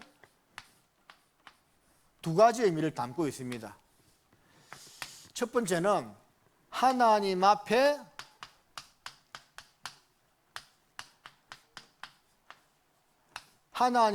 내가 죄인인 것을 인정하는 것이 회개입니다. 죄를 많이 지었든 적게 지었든 자기가 이 상태로 천국 못 간다, 지옥 갈 수밖에 없는 죄인이라는 것을 인정하는 겁니다. 한번 같이 읽어볼까요? 시작. 하나님 앞에서 죄인 인정. 이게 회개입니다. 자, 두 번째는 내가 이제 죄인이니까 하나님께로 돌아가고자 하는 마음을 가져야 되겠죠?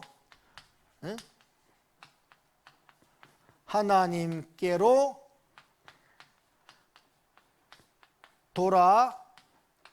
돌아가고자 하는 마음을 가지는 것이 또 하나의 핵입니다. 이것도 같이 읽습니다. 시작. 하나님께로 돌아가고자 하는 마음. 자, 그 마음을 가지는 것이 회개다, 그 말입니다. 그래서 우리는 이제 남은 시간 말씀을 배우면서 하나님 앞에 내가 죄인인 것도 알고 그 하나님께로 내가 돌아가야 되겠다, 구원받아야 되겠다 하는 그런 마음의 각오와 결심이 필요합니다. 구원은 우리 힘과 의지와 능력으로 받을 수가 없고 오직 예수 그리스도의 은혜를 믿음으로만 받습니다. 그런데 믿음으로만 받지만 그 구원을 받고자 하는 마음의 각오와 의지는 있어야 됩니다. 원하는 자에게 두드리라, 찾으라, 구하라. 그러면 너희에게 주실 것이고 열릴 거라 했거든요. 두드리고 구하는 자에게 하나님이 구원을 주지, 구원을 받으면 좋겠네, 안 받아도 할 수 없지 뭐, 그런 마음을 가진 분들은 절대 구원받지 못합니다. 이왕 말씀을 듣는 것, 좀 적극적인 마음으로, 구원받고자 하는 마음으로 말씀을 잘 들어주시기를 꼭 부탁을 드리겠습니다. 그래서 여기 보면 누가복음 15장에 탕자의 비유가 있는데, 이 탕자가요 아버지로부터 재산을, 자기 분깃을 다 물려받고 먼 나라로 가서 마음대로 죄짓고 돈 다 써버렸습니다. 거지가 되었어요. 그제서야 깨닫습니다. 아, 내가 하늘과 아버지께 죄를 지었구나. 이게 첫 번째 회개입니다. 두 번째 기는 이제 일어나서 아버지께로 돌아갔다고 되어 있습니다. 그게 두 번째 회개입니다. 그러니까 이 두 개가 다 돼야 되는 겁니다. 이 탕자가요 하나님 앞에 자기가 죄인인 것은, 죄를 지은 것은 알았지만 아버지께로 돌아가지 않으면 이건 진정한 회개가 아닙니다. 죄인인 것도 알고 아버지께로 돌아가야 돼, 그게 회개라고 했죠. 죄인인 것도 알고 하나님께로 돌아가고자 하는 마음도 우리가 가져야 그것이 하나님 볼 때 온전한 회개다라는 겁니다. 여러분 알겠죠? 자, 그런데 이제 자꾸 이제 죄인 이야기하니까 어떤 분은 죄인 만들어하면서 기분이 안 좋으신 분이 있는데, 왜 우리가 죄인인가 생각해 보겠습니다. 로마서 5장 12절에 보면 이름으로 한 사람으로 말미암아 죄가 세상에 들어오고 죄로 말미암아 사망이 왔나니 이와 같이 모든 사람이 죄를 지었으므로 사망이 모든 사람에게 이르렀느니라. 말씀을 들으신 분들은 잘 알겠지만 맞아요. 아담 한 사람의 범죄로 말미암아 세상에 죄가 들어오게 되고 그 죄로 말미암아 사망과 저주와 심판이 오게 되고 그 이후에 태어난 모든 사람들은 자동으로 다 죄인으로 태어났다, 그 말입니다.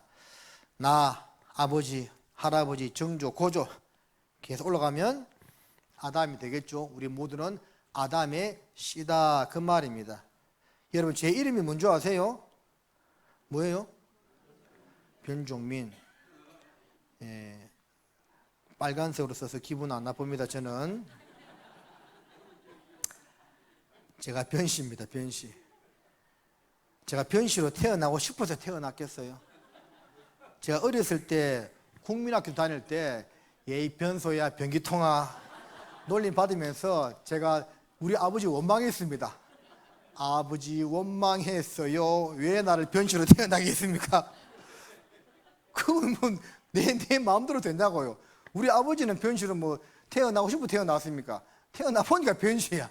누구 때문에요? 아버지 때문에.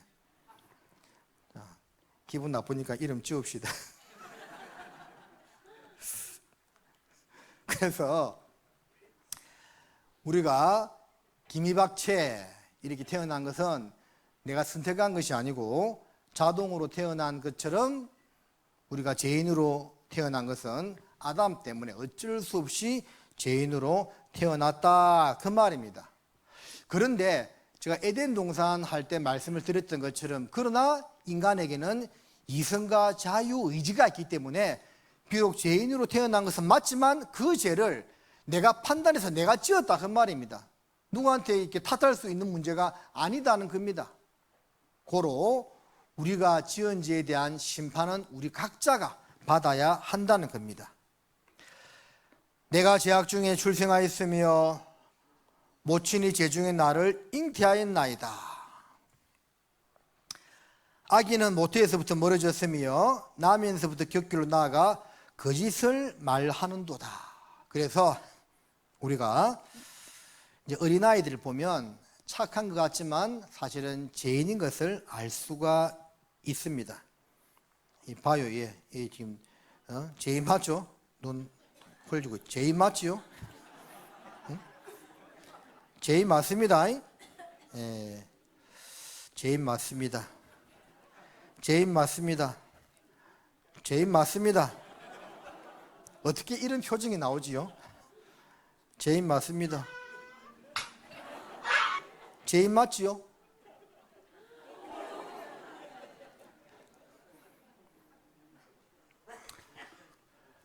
제가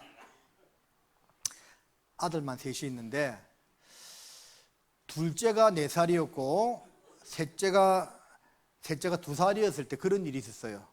이제 둘째가 이제 사랑을 받다가 막내가 태어나니까 좀 부모님한테 사랑을 빼앗긴다고 생각했던 모양입니다. 그래서 이제 저나 집사람이 보지 않을 때 막 동생을 막 괴롭히는 겁니다. 주의를 줬거든요. 괴롭히지 말라고. 한 날은 제가 보는 줄 모르고 동생 뺨을 쫙 때리더라고요. 그래서 내가 뭐라고 했죠? 야, 아버지가 동생 때리지 말라고 했는데 왜 때렸어? 하니까 걔가 뭐라고 이야기하냐면 아빠, 제가 동생 때리기 싫은데요. 아파트 베란다 밖에서 바람이 불어오더니 손이 저절로 올라가서 때렸어요. 이야기하는 거예요. 그래서 내가 야, 4살짜리 애가 그런 말 하길래 깜짝 놀랐어요. 야, 이 크게 될 놈이구나. 는 것보다는 어쩔 수 없는 죄인이구나 생각했습니다. 그러죠. 어째 4살짜리가 그런 말 할 수 있습니까? 그 보니까 날 때부터 죄인이 틀림이 없는 거예요. 그의 열매로 그들을 안다고 말씀했습니다. 좋은 나무가 나쁜 열매를 맺을 수 없고 못된 나무가 아름다운 열매를 맺을 수 없느니라. 이러므로 그의 열매로 그들을 안다고 했습니다. 결국 씨로 결정한다는 거죠. 이 보면 사과가 맺힌 것을 보니 분명 사과나무군요. 더 정확한 말은 사과나무이기 때문에 사과가 맺힌 것이지요. 죄를 지었기 때문에 죄인이 아니고 죄인이기 때문에 죄를 짓습니다. 그러죠? 사람을 나무로 비교하면 착한 사람, 보통 사람, 나쁜 사람이 있습니다. 나쁜 사람은 저 교도소에 있는 사람, 죄를 많이 지었죠. 우리같이 보통 사람은 적당히 죄를 짓고 착한 사람은 죄를 조금밖에 짓지 않습니다. 그런데 뿌리는 다 죄성, 죄악의 씨앗이 있다 그 말입니다. 성은 김이박채씨지만 영적인 씨앗은 죄씨다 그 말이에요. 만물보다 거짓되고 심히 부패한 것은 마음이라. 누가 능히 이를 알리오마는 나 여호와는 심장을 살피며 폐부를 시험하고 각각 그 행위와 그 행실대로 보응하나니. 이 세상에 있는 만물보다 더 더럽고 부패한 것은 우리 사람의 마음이라고 말씀하고 있습니다. 이 오물 통에 가만히 두면 오물은 가라앉고 위에는 맑은 물이 떠오르겠죠. 하지만 막대기로 휘저으면 그 속에 온갖 더러운 것이 올라오는 것처럼 사람 속에 제씨가 들어가 있는데 가만히 있으면 착해 보이지만 건들면 그 죄가 나온다 그 말입니다. 빈집에 가서 아무리 두들겨도 사람은 나오지 않겠죠. 사람이 있으면 나오죠. 그러니까 죄는 없는 죄가 생기는 것이 아니고 원래 다 이 죄가 들어가 있는데 평소에 가만히 있으면 드러나지 않는데 어떤 상황이나 여건이 생기면 그 죄가 나온다는 겁니다. 없는 죄가 생기는 것이 아니라 원래 있는 죄가 감추어져 있다가 드러난다는 겁니다. 그래서 만물보다 거짓되고 심히 부패한 것은 마음이라고 말씀하고 있습니다. 사람의 영혼은 여호와의 등불이라 사람의 깊은 속을 살핀다고 말씀하셨습니다. 하나님은 허망한 사람을 아시나니 악한 일은 상관치 않으시는 듯하나 다 보신다고 말씀을 하셨습니다. 그래서 CCTV로 그 사람의 일거수일투족을 다 보듯이 하나님 우리 행위를 다 보고 있습니다. 죄를 지을 때마다 하나님이 당장 벌을 내리시면 지금 우리 다 지옥 갔어요. 하나님이 참고 기다리시는 겁니다. 구원받을 때까지. 끝까지 구원 안 받으면 그러나 이제 지옥 가는 거예요. 자, 엑스레이로 그 사람의 내부를 촬영하듯이 우리 마음을 촬영한다면 어떻게 되겠습니까? 온갖 더러운 것이 있겠지요. 또 가라사대 사람에게서 나오는 그것이 사람을 더럽게 하느니라.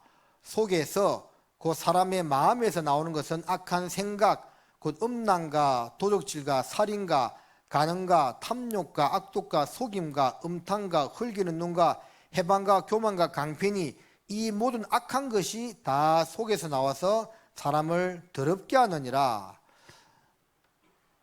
안으로 들어가는 것이 더러운 것이 아니고 속에서 나오는 것이 더럽다고 성경은 말씀하고 있습니다. 그 말이 좋을지라도 믿지 말 것은 그 마음이 7가지 가정한 것이 있음이라고 했습니다. 해서 이 짐승으로 비교하고 있는데 사람 속에는 이렇듯이 공작과 같이 자랑하는 마음, 교만한 마음도 있고 염소와 같이 고집, 음란한 마음도 있고 돼지와 같은 욕심도 있고 거북이와 같은 기회주의자적인 마음도 있고 맹수와 같이 사나운 마음도 있고 뱀과 같이 간사하고 거짓말하는 그런 악한 기질도 있고 개구리같이 시끄럽고 더러운 그런 기질도 다 속에 들어가 있다 그 말입니다. 자, 로마서 2장 한 부분만 잠깐 보시면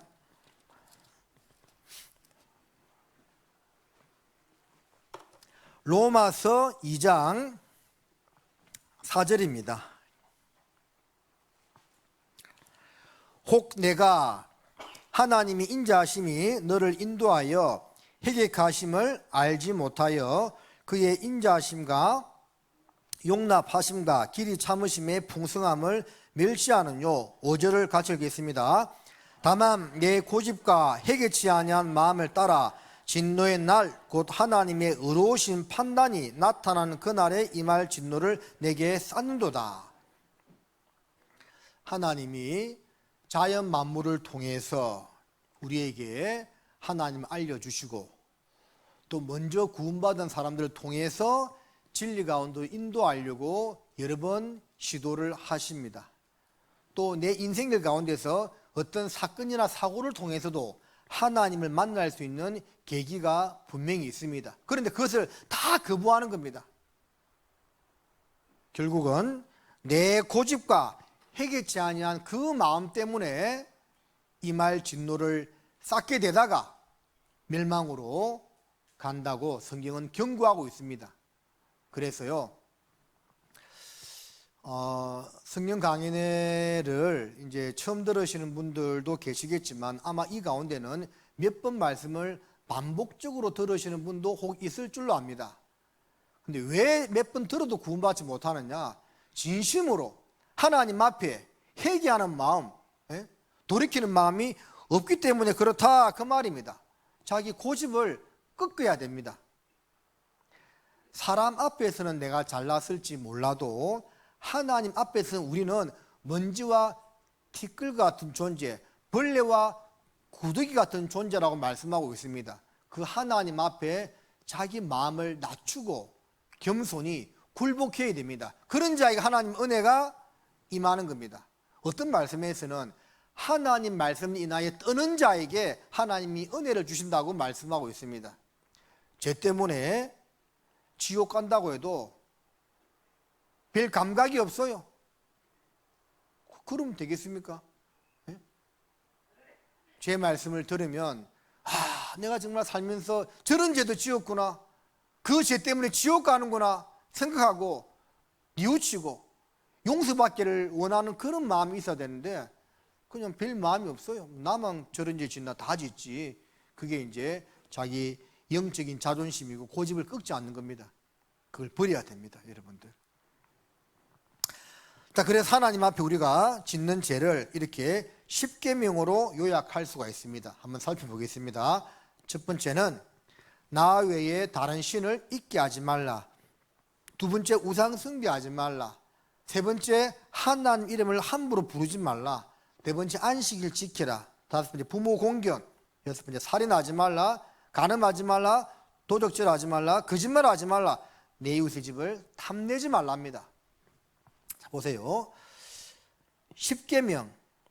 탐심보다 더 큰 죄가 거짓말하는 죄죠. 그러죠?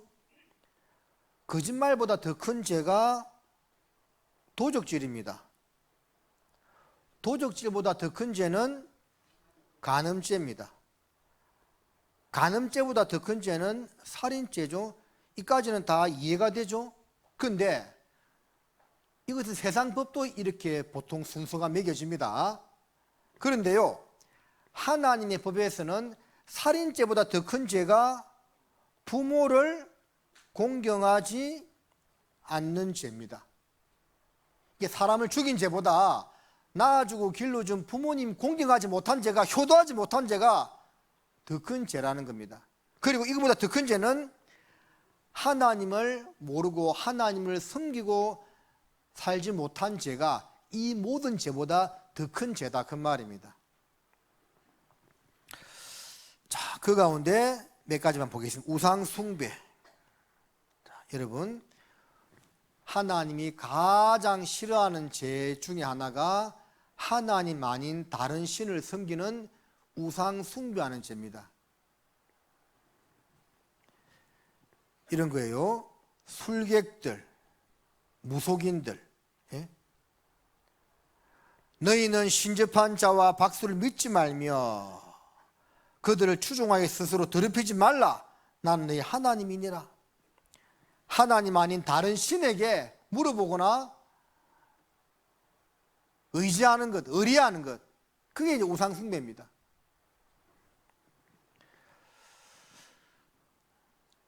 (100만 명) 넘었었다는 무당과 역술인들 10년새 배로 늘었다는데 이제는 신기한 신당, AI 신당도 들었었답니다.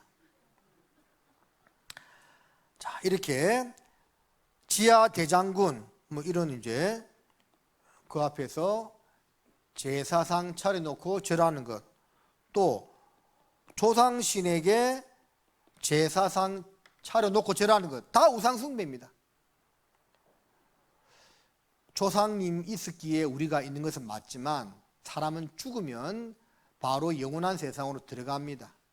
이 세상 구천을 떠돌아다니지 않아요.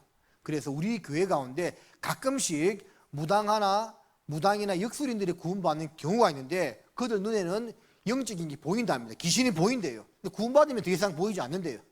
근데 말하기를 귀신이 가장 좋아하는 것이 무엇이냐면 사람들한테 절받는 것을 최고로 좋아한답니다. 여기 보면 눈에 보이지 않지만 귀신들이 다 앉아가지고 절하는 것을 받아 묻고 있답니다. 아주 좋아한답니다. 이게 우상숭배입니다. 자, 뭐 제주도 가보니까 별의별 무속신앙신들이 다 있더라고요. 다 우상입니다. 그리고 이런 실질적인 우상숭배를 하지 않더라도 이런 말씀이 있습니다. 그러므로 땅에 있는 지체를 죽이라. 곧 음란과 부정과 사욕과 악한 정욕과 탐심이니, 탐심은 뭐라고요? 우상숭배니라. 과도한 욕심은 우상숭배라는 겁니다. 자, 그 가운데 우리 시대에 뭐가 우상이냐? 돈이 우상입니다. 돈이. 얘가 초등학교 5학년이에요. 돈, 친구, 가족, 직업 하나 선택하라고 이야기하니까 그냥 바로 돈 하는 게 돈이면 다 되잖아요. 돈이 우상입니다. 네? 물론 이 세상을 살아가면서 물질, 돈이 필요하지만 그 돈이요, 자기 영혼보다 더 소중할 수는 없습니다. 돈을 우상으로 섬기고 살아가는 사람들이 세상에 얼마나 많은지 모릅니다. 그 다음에 하나님 이름을 함부로 일컫지 말라. 그 다음에 안식일을 지키라. 다 못 지켰습니다. 그리고 제5계명 부모를 공경하라. 출애굽기에 자기 아비나 어미를 치는 자는 반드시 죽일지니라 그 말씀했고, 잠언 30장에는 아비를 조롱하며 어미 순종하기를 싫어하는 자의 눈은 골짜기에 까마귀에게 쪼이고 독수리 새끼에 먹히리라고 했습니다. 그래서 낳아주고 길러주신 부모님을 잘 섬기지 않는 죄, 부모님께 효도하지 않는 죄, 부모님의 마음을 아프게 한 죄는 나중에 하나님 앞에 가면 실제 사람을 죽인 살인죄보다 더 큰 죄가 분명히 될 겁니다. 여러분, 부모의 마음을 아프게 한 적 없습니까? 있을 겁니다. 그게 지옥 가는 죄입니다. 자, 6계명 살인하지 말지니라. 실제 사람을 죽인 분은 이 가운데 없겠지요. 그리고 여기 있으면 안 돼요. 빨리 가야 됩니다. 자, 그런데 이런 살인이 있습니다. 낙태. 낙태. 키우기 싫다는 이유로, 원치 않는 임신이라는 이유로, 기타 등등을 들어서 뱃속에 있는 아기를 지워버리는 거죠. 세상에서 제가 제일 안 좋은 죄를 저질렀다는 그런 죄책감. 낙태는 현행법에서도 의미는 불법이고, 모든 생명은 하나님이 주시는 것인데 그 생명을 자기 마음대로 죽인 겁니다. 그 명백한 살인입니다. 혹시 이 가운데 진짜 낙태를 하신 분이 있다면 하나님 앞에 철저하게 회개하고 돌이켜야만 됩니다. 요한일서 3장 15절 우리 함께 읽어볼까요? 그 형제를 미워하는 자마다 살인하는 자니 살인하는 자마다 영생이 그 속에 거하지 아니하는 것을 너희가 아는 바라. 자, 하나님 볼 때 다른 사람을 미워하는 것이 이미 살인죄라고 말씀하고 있습니다. 왜냐하면 마음의 미움이 가득히 찬 다음에 입에서 거친 말이 나오고, 그러다 보니까 싸우기도 하고, 그러다 보니까 실제 사람을 죽이기도 하는 거죠. 독한 시기와 창길이라는 그런 표현도 있는데요. 미움은 하나님 볼 때 살인죄입니다. 자, 이렇게 볼 때 우리는 살면서 얼마나 많은 사람들을 미워했을까요? 오늘 하루도 보내면서 누군가를 미워한 적이 없습니까? 그게 살인죄라는 거예요. 또 이 말씀 보면 마태복음 5장 21절에 옛사람에게 말한 바 살인치 말라. 누구든지 살인하면 심판을 받게 되리라 했다는 것을 너희가 들었으나, 22절은 같이 읽어봅니다. 나는 너희에게 이르노니 형제에게 노하는 자마다 심판을 받게 되고 형제를 대하여 라가라는 자는 공에 잡히게 되고 미련한 놈이라는 자는 지옥불에 들어가게 되리라. 실제 살인을 말할 필요도 없이 형제, 나 아닌 다른 사람들을 가리키고 있는 겁니다. 형제에게 화를 내는 자는 심판을 받게 되고, 라가, 간단한 욕설입니다. 바보야, 멍청아, 간단한 욕설입니다. 이 말만 해도 공의에 잡히게 되고 다 지옥 심판 받는다는 그 말입니다. 따라하십니다. 미련한 놈이라는 자는 지옥불에 들어가게 되리라. 자, 지금껏 살면서 다른 사람들한테 예의 미련한 놈아 그런 말도 한 번도 안 해보신 분 손 들어봐요. 다 했네. 미련한 놈이라는 자는 어디 간다고요? 지옥불에 간다고 누가 말씀하셨습니까? 예수님이 말씀하셨습니다. 진리입니다. 사실입니다. 근데 내 삶을 돌이켜보면 이거는 욕도 아니에요. 이것보다 심한 말 얼마나 많이 하고 살았습니까? 다른 사람한테 상처가 되는 말들 얼마나 많이 했습니까? 네? 실제 말로 인하여 여기 보면 살인 부른 말 한마디, 당신 키자가 이 말 한마디에 자기 아내를 찔러 죽여버렸습니다. 실제 사건입니다. 결혼해 살다가 부부 싸움을 가끔씩 하기도 하죠. 근데 싸우는 이유가요, 보통 보면 시댁 문제 때문에 싸우는 경우가 많은 것 같아요. 그렇지 않습니까? 그래서 어떤 부부가 시댁에 가서 막 기분이 상해서 막 돌아오고 있을 때요. 둘 다 마음이 상했어요. 근데 부부가 이제 집으로 시댁 갔다가 실컷 싸우고 이제 기분이 상해서 집으로 돌아오는데, 돌아오는 길에 개가 한 마리 지나가더랍니다. 그래서 남편이 그 개 보고 이렇게 말했답니다. 아내한테 너희 집 식구 지나가네 했답니다. 자기 이제 아내 식구를 개에 비교한 거죠. 아내가 얼마나 열받았겠습니까? 조금 더 가니까 개 한 마리가 또 오더래요. 아내가 그 개 보고 시아버님 안녕하세요.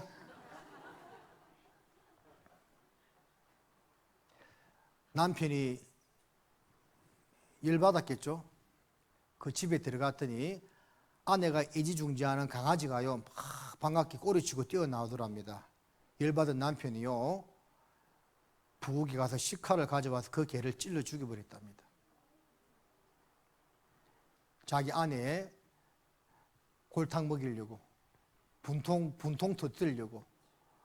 그 분에 못 이긴 아내가 남편 잠잘 때 그 식칼로 남편의 심장을 찔러서 죽어버렸습니다.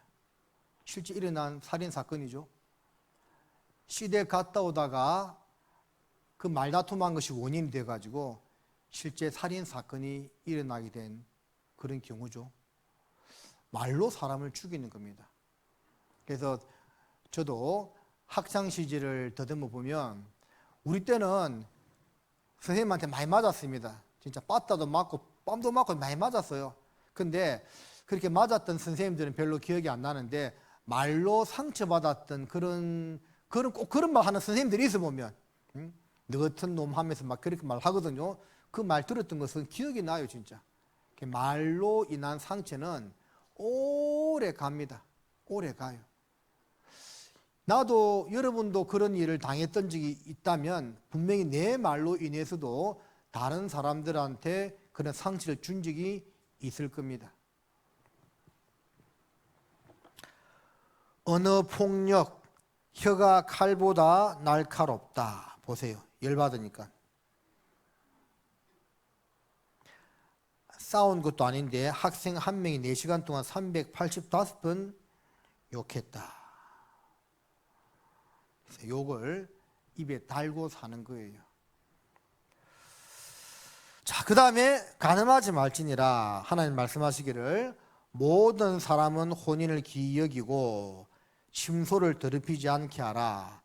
음행하는 자들과 간음하는 자들을 하나님이 심판하신다고 말씀을 하셨습니다. 예수님 말씀하시기를 또 간음치 말라 하였다는 것을 너희가 들었으나 나는 너희에게 이르노니 여자를 보고 음욕을 품는 자마다 마음에 이미 간음하였느니라. 실제 간음죄는 말할 필요도 없이 마음으로 음탕한 생각만 가져도 간음이라는 겁니다. 그래서 마가복음 7장에 속에서 나오는 12가지 죄악을 볼 때 그중에 3가지가 성과 관련된 성적인 죄를 이야기하고 있습니다. 간음, 음탕, 음행. 사람이 짓는 죄 가운데서요, 이 간음죄가 성적인 죄가 굉장히 많다는 겁니다. 실제 창세기 19장에 소돔과 고모라가요, 도덕적인 타락, 특별히 성적인 타락으로, 동성연애 이런 성적인 타락으로 멸망을 받았고, 고대 로마의 폼페이라는 도시가 음란한 죄로 바로 하산죄 뒤덮여서 멸망을 받았죠. 우리 시대도 이 음란한 죄가 정말 많이 행해지고 있습니다. 예? 결혼하기 전에 성적으로 나쁜 죄 지은 것도 간음죄고, 결혼하고 나서도 자기 배우자 두고 바람 피운 것도 간음죄고, 다 간음죄에 해당됩니다. 예수님 말씀에 마음으로 음란한 생각만 해도 이미 마음이 간음했다고 했지 않습니까? 인터넷으로 야동을 본다든지 다 간음죄입니다. 그래서 우리 시대에 하나님 이 죄로 말미암아 이 세상을 심판할 수밖에 없다고 말씀하셨습니다. 여러분 봐요. 이게 북아프리카에 있는 한 나라인데 이 사람이요, 현장에서 간음죄 짓다가 잡혔습니다. 이게 옛날이 아니고 지금 현재도 이렇게 하고 있습니다. 이 사람이 이제 살았어요, 죽었어요? 살아있죠? 살아있는 사람을 돌로 쳐서 죽입니다. 이렇게 죽인 다음에 끄집어내어서 시체는 쓰레기장에 버립니다. 지금도 해교권 이슬람 국가들에서는 간음죄를 짓다가 걸리면 이렇게 비참하게 죽여버리는 거예요. 지금 또 동성연애, 엄마 난 남자가 좋아요, 여자가 좋아요, 더러운 죄악이라고 말씀하고 있습니다. 자, 그 다음에 도적질 하지 말라. 부모의 물건을 도적질하고 죄가 아니란 자는 멸망케 하는 자의 동륜이라 했습니다. 루트는 말하기를 도둑질은 지구상에서 가장 흔한 기술이다. 만일 이 세상의 모든 도둑이 처형대에 달린다면 세상은 곧 텅 빌 것이고 처형을 집행할 사람조차 모자라게 될 것이라고 했습니다. 길 가다가 돈 주워 쓴 것도 도둑이고 시험 치다가 커닝한 것도 도둑입니다. 네?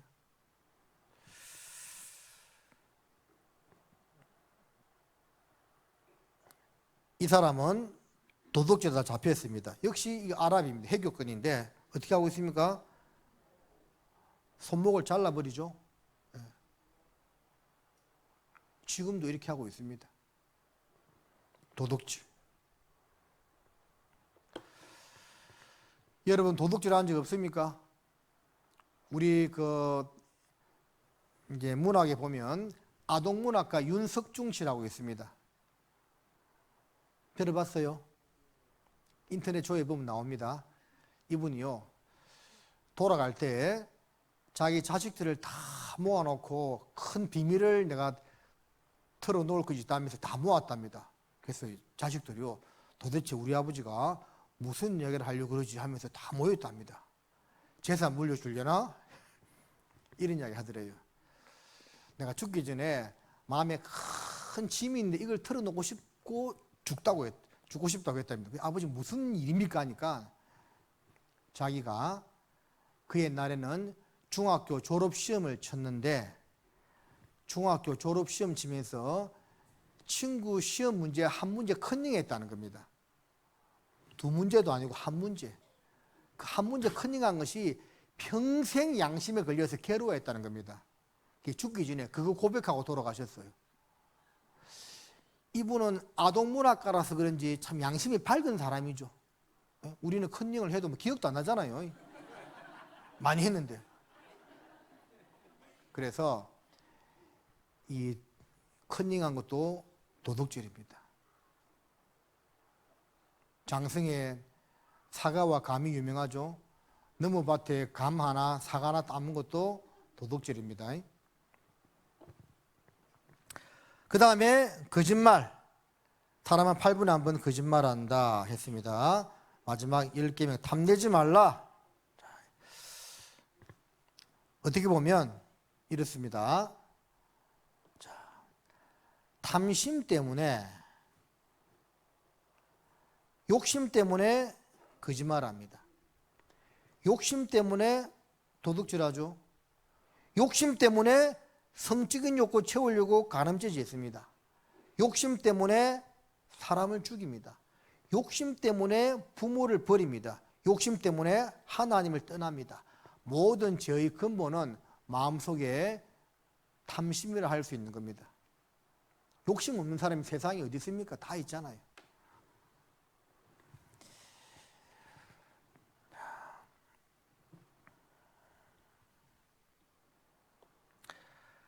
그러나 두려워하는 자들과 믿지 아니하는 자들과 흉악한 자들과 살인자들과 행음자들과 술객들과 우상 숭배자들과 모든 거짓말하는 자들은 불과 유황으로 타는 못에 참자리니 이것이 둘째 사망이라. 지옥가는 8가지 제목을 가리키고 있습니다. 왜 두려워하느냐? 하나님을 믿는데 거듭난 적이 없어요. 그래서 마음속 깊은 곳에 두려움이 잠재해 있습니다. 내가 오늘 죽으면 진짜 천국에 갈 수 있을까? 혹시 오늘 밤에 예수님 오시면 내가 남겨지지 않을까? 그런 두려움이 항상 있습니다. 구원받지 못했다는 증거입니다. 당연히 안 믿은 자 지옥 가겠죠?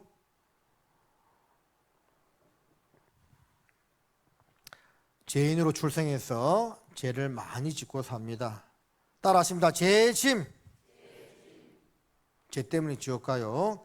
히브리서 9장 27절 같이 읽겠습니다. 한 번 죽는 것은 사람에게 정하신 것이요 그 후에는 심판이 있으리니. 결국 사람은 죽습니다. 언제 죽어도 죽습니다. 그 후에는 평생 살면서 지은 죄에 대한 심판이 있습니다. 하나님의 무서운 심판이 여러분들을 기다리고 있습니다. 또 왼편에 있는 자들에게 이르시되 저주를 받은 자들아 나를 떠나 마귀와 그 사자들을 위하여 예비된 영영한 불에 들어가라. 지옥불을 가리키고 있습니다. 마지막 흰보자 심판입니다. 또 내가 크고인 보좌와 그 위에 앉으신 자를 보니 땅과 하늘이 그 앞에서 피하여 간 데 없더라. 또 내가 보니 죽은 자들이 물은 대소하고 그 보좌 앞에 섰는데 책들이 펴있고 또 다른 책이 펴졌으니 곧 생명책이라. 죽은 자들이 자기 행위를 따라 책들에 기록된 대로 심판을 받으니 바다가 그 가운데서 죽은 자들을 내어주고 또 사망과 음부도 그 가운데서 죽은 자들을 내어주매 각 사람이 자기 행위대로 심판을 받고 사망과 음부도 불못에 던지우니 이것은 둘째 사망 곧 불못이라. 15절 같이 읽습니다. 누구든지 생명책에 기록되지 못한 자는 불못에 던지우더라. 마지막 심판의 모습을 가리키고 있습니다. 지옥은 끔찍한 고통의 장소입니다. 고통의 순서를 나눌 때 1점 신경통, 2점 생리통, 3점 타박상, 4점 한상지통, 5점 암에 의한 고통, 6점 만성요통, 7점 구암마찰, 8점 출산, 9점 절단, 10절 자결통. 불에 타는 고통이 가장 큰 고통입니다. 여기 이 CRPS 환자라고 있는데요. 이거 한번 보세요.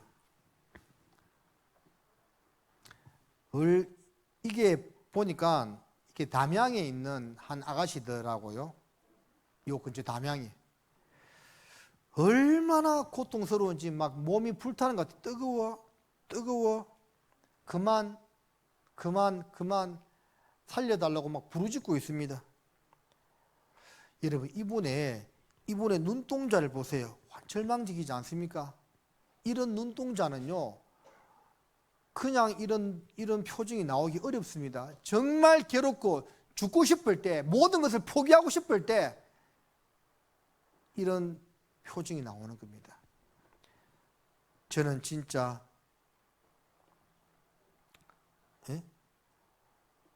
차라리 죽는 게 나아요. 얼마나 고통스러웠으면 이렇게 이야기하겠습니까? CRPS 환자들, 하나님이 왜 이런 병을 우리 인생에게 허락했겠습니까?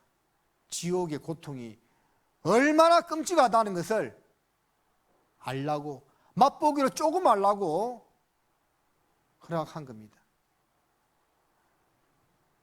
지옥의 고통은 이것과는 비교할 수 없어요. 죽고 싶다. 네? 죽고 싶다.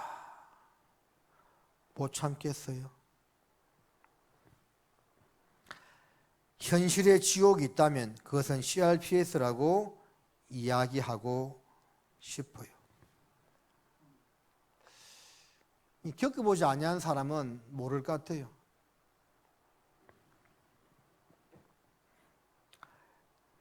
만일 내 손이 너를 범죄케 하거든 찍어버리라. 불구자로 영생에 들어가는 것이 두 손을 가지고 지옥 꺼지지 않는 불에 들어가는 것보다 나으니라. 만일 내 발이 너를 범죄케 하거든 찍어버리라. 절뚝발이로 영생에 들어가는 것이 두 발을 가지고 지옥에 던지는 것보다 나으니라. 만일 내 눈이 너를 범죄케 하거든 빼어버리라. 한 눈으로 하나님의 나라에 들어가는 것이 두 눈을 가지고 지옥에 던지는 것보다 나으니라. 예수님이요, 이 지옥이 얼마나 끔찍하고 무서웠으면 손이 죄를 지으면 손을 잘라버리고, 발이 죄를 지으면 발을 잘라버리고, 눈이 죄를 지으면 눈을 뽑아버리더라도 그 지옥에 가지 말라고 말씀을 했겠습니까? 그러면 우리가 지옥에 가지 않으려면 눈을 뽑고, 눈으로 죄 지었잖아요. 예? 눈으로 안 봐야 될 거 많이 봤지 않습니까? 눈으로 죄 지었어요. 손으로 죄 안 지었습니까? 다른 사람 판단하고 때리고 도둑질하고 죄 지었습니다. 발로는요, 발로 죄 안 지었습니까? 가지 말아야 할 곳에 가고 발로 죄 지었습니다. 그러면 이제 어떻게 해야 되겠습니까? 눈을 뽑고 손과 발을 찍어야 됩니다. 자, 눈을 뽑고 손과 발을 찍어서라도 나는 천국에 가야 되겠다. 그런 마음이 있는 사람 손 한번 들어보세요. 그러면 손 안 드신 분은 나는 그렇게는 못하겠다 그 말이네요. 그럼 뭐 지옥 가야지 어찌겠습니까? 이 말씀은 예수님이 실제 눈을 뽑고 손발을 잘라야 천국에 간다는 그런 말씀은 아닙니다. 정말 그런 마음에 가고 진짜 이렇게 해서 천국 간다면 나는 그렇게 해서라도 천국에 가야 되겠다 하는 마음이 있는 사람이 구원받고 천국에 갈 수 있다라는 것을 알려주는 겁니다. 여기 2008년도죠. 중국 서촨성에 지진 났을 때 많은 사람들이 죽었죠. 한 아가씨가 콘크리트 더미에 깔렸습니다. 그래서 119 구조대원이요 이야기합니다. 아가씨 피를 너무 많이 흘려가지고 당신 살려면 지금 그 건물 사이에 끼인 다리를 절단해야 된다. 그러면 산다. 어떻게 할래? 물었습니다. 고통 가운데 아가씨는 자기 다리를 절단하고 살았습니다. 그렇죠.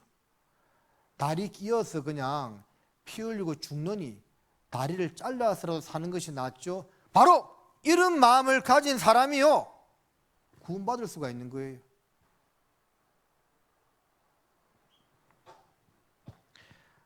같이 읽겠습니다.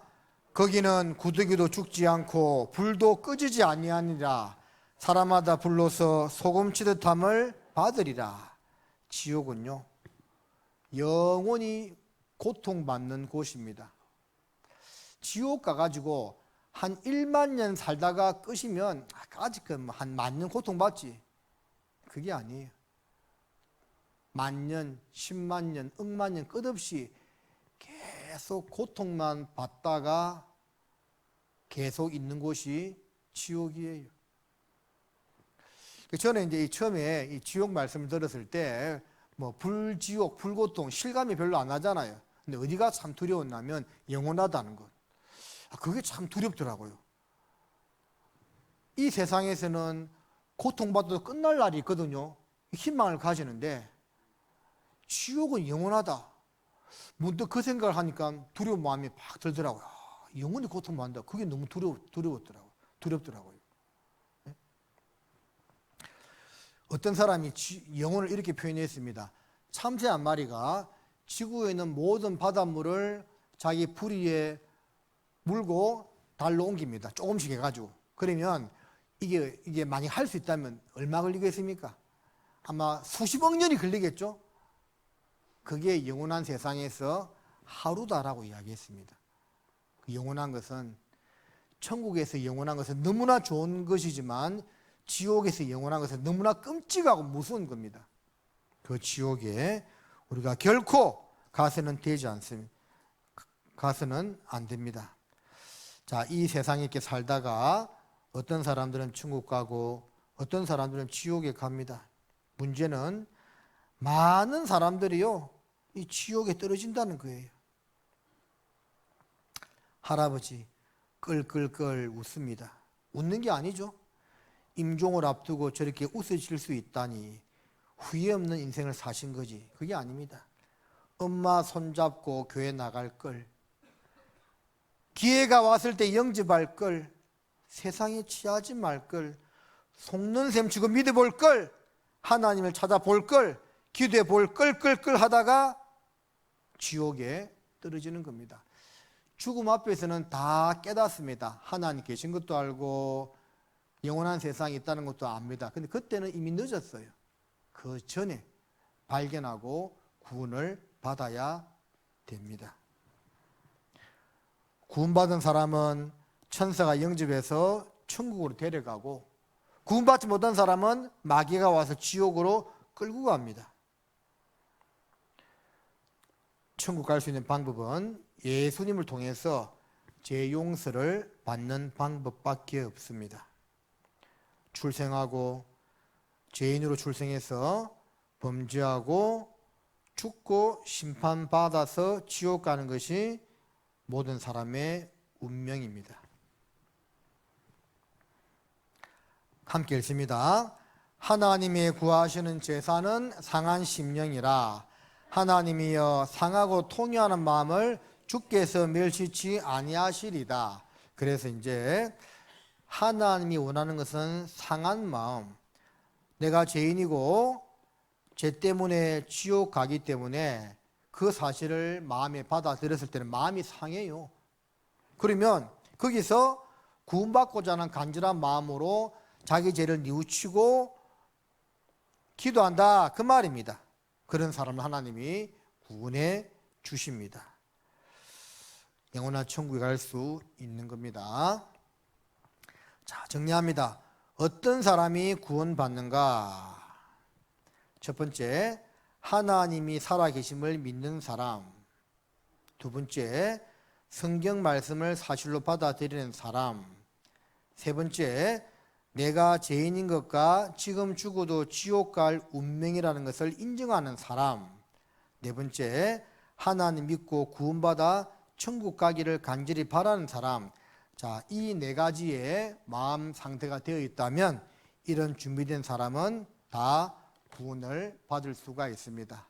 그래서 오늘 이렇게 말씀을 잘 들으신 분들은 이 가운데 구원받지 못하신 분들, 또 구원에 확신이 없으신 분들은 오늘 집에 들어가서는요, 텔레비전 오늘만큼은 보지 말고 들었던 성경 말씀을 한번 정리하고 마음속으로 하나님께 무릎 꿇고 꼭 구원받게 해달라 기도하고 내일 말씀 앞에 나오시기를 바랍니다. 기도하시겠습니다. 전능하신 하나님, 말씀 가운데 함께 주셔서 감사드립니다. 고개 숙인 영혼들 중에서 한 사람이라도 이뤄지지 아니하고 꼭 다 구원받도록 자비와 은혜 베풀어 주십시오. 예수님의 이름으로 기도드립니다. 아멘.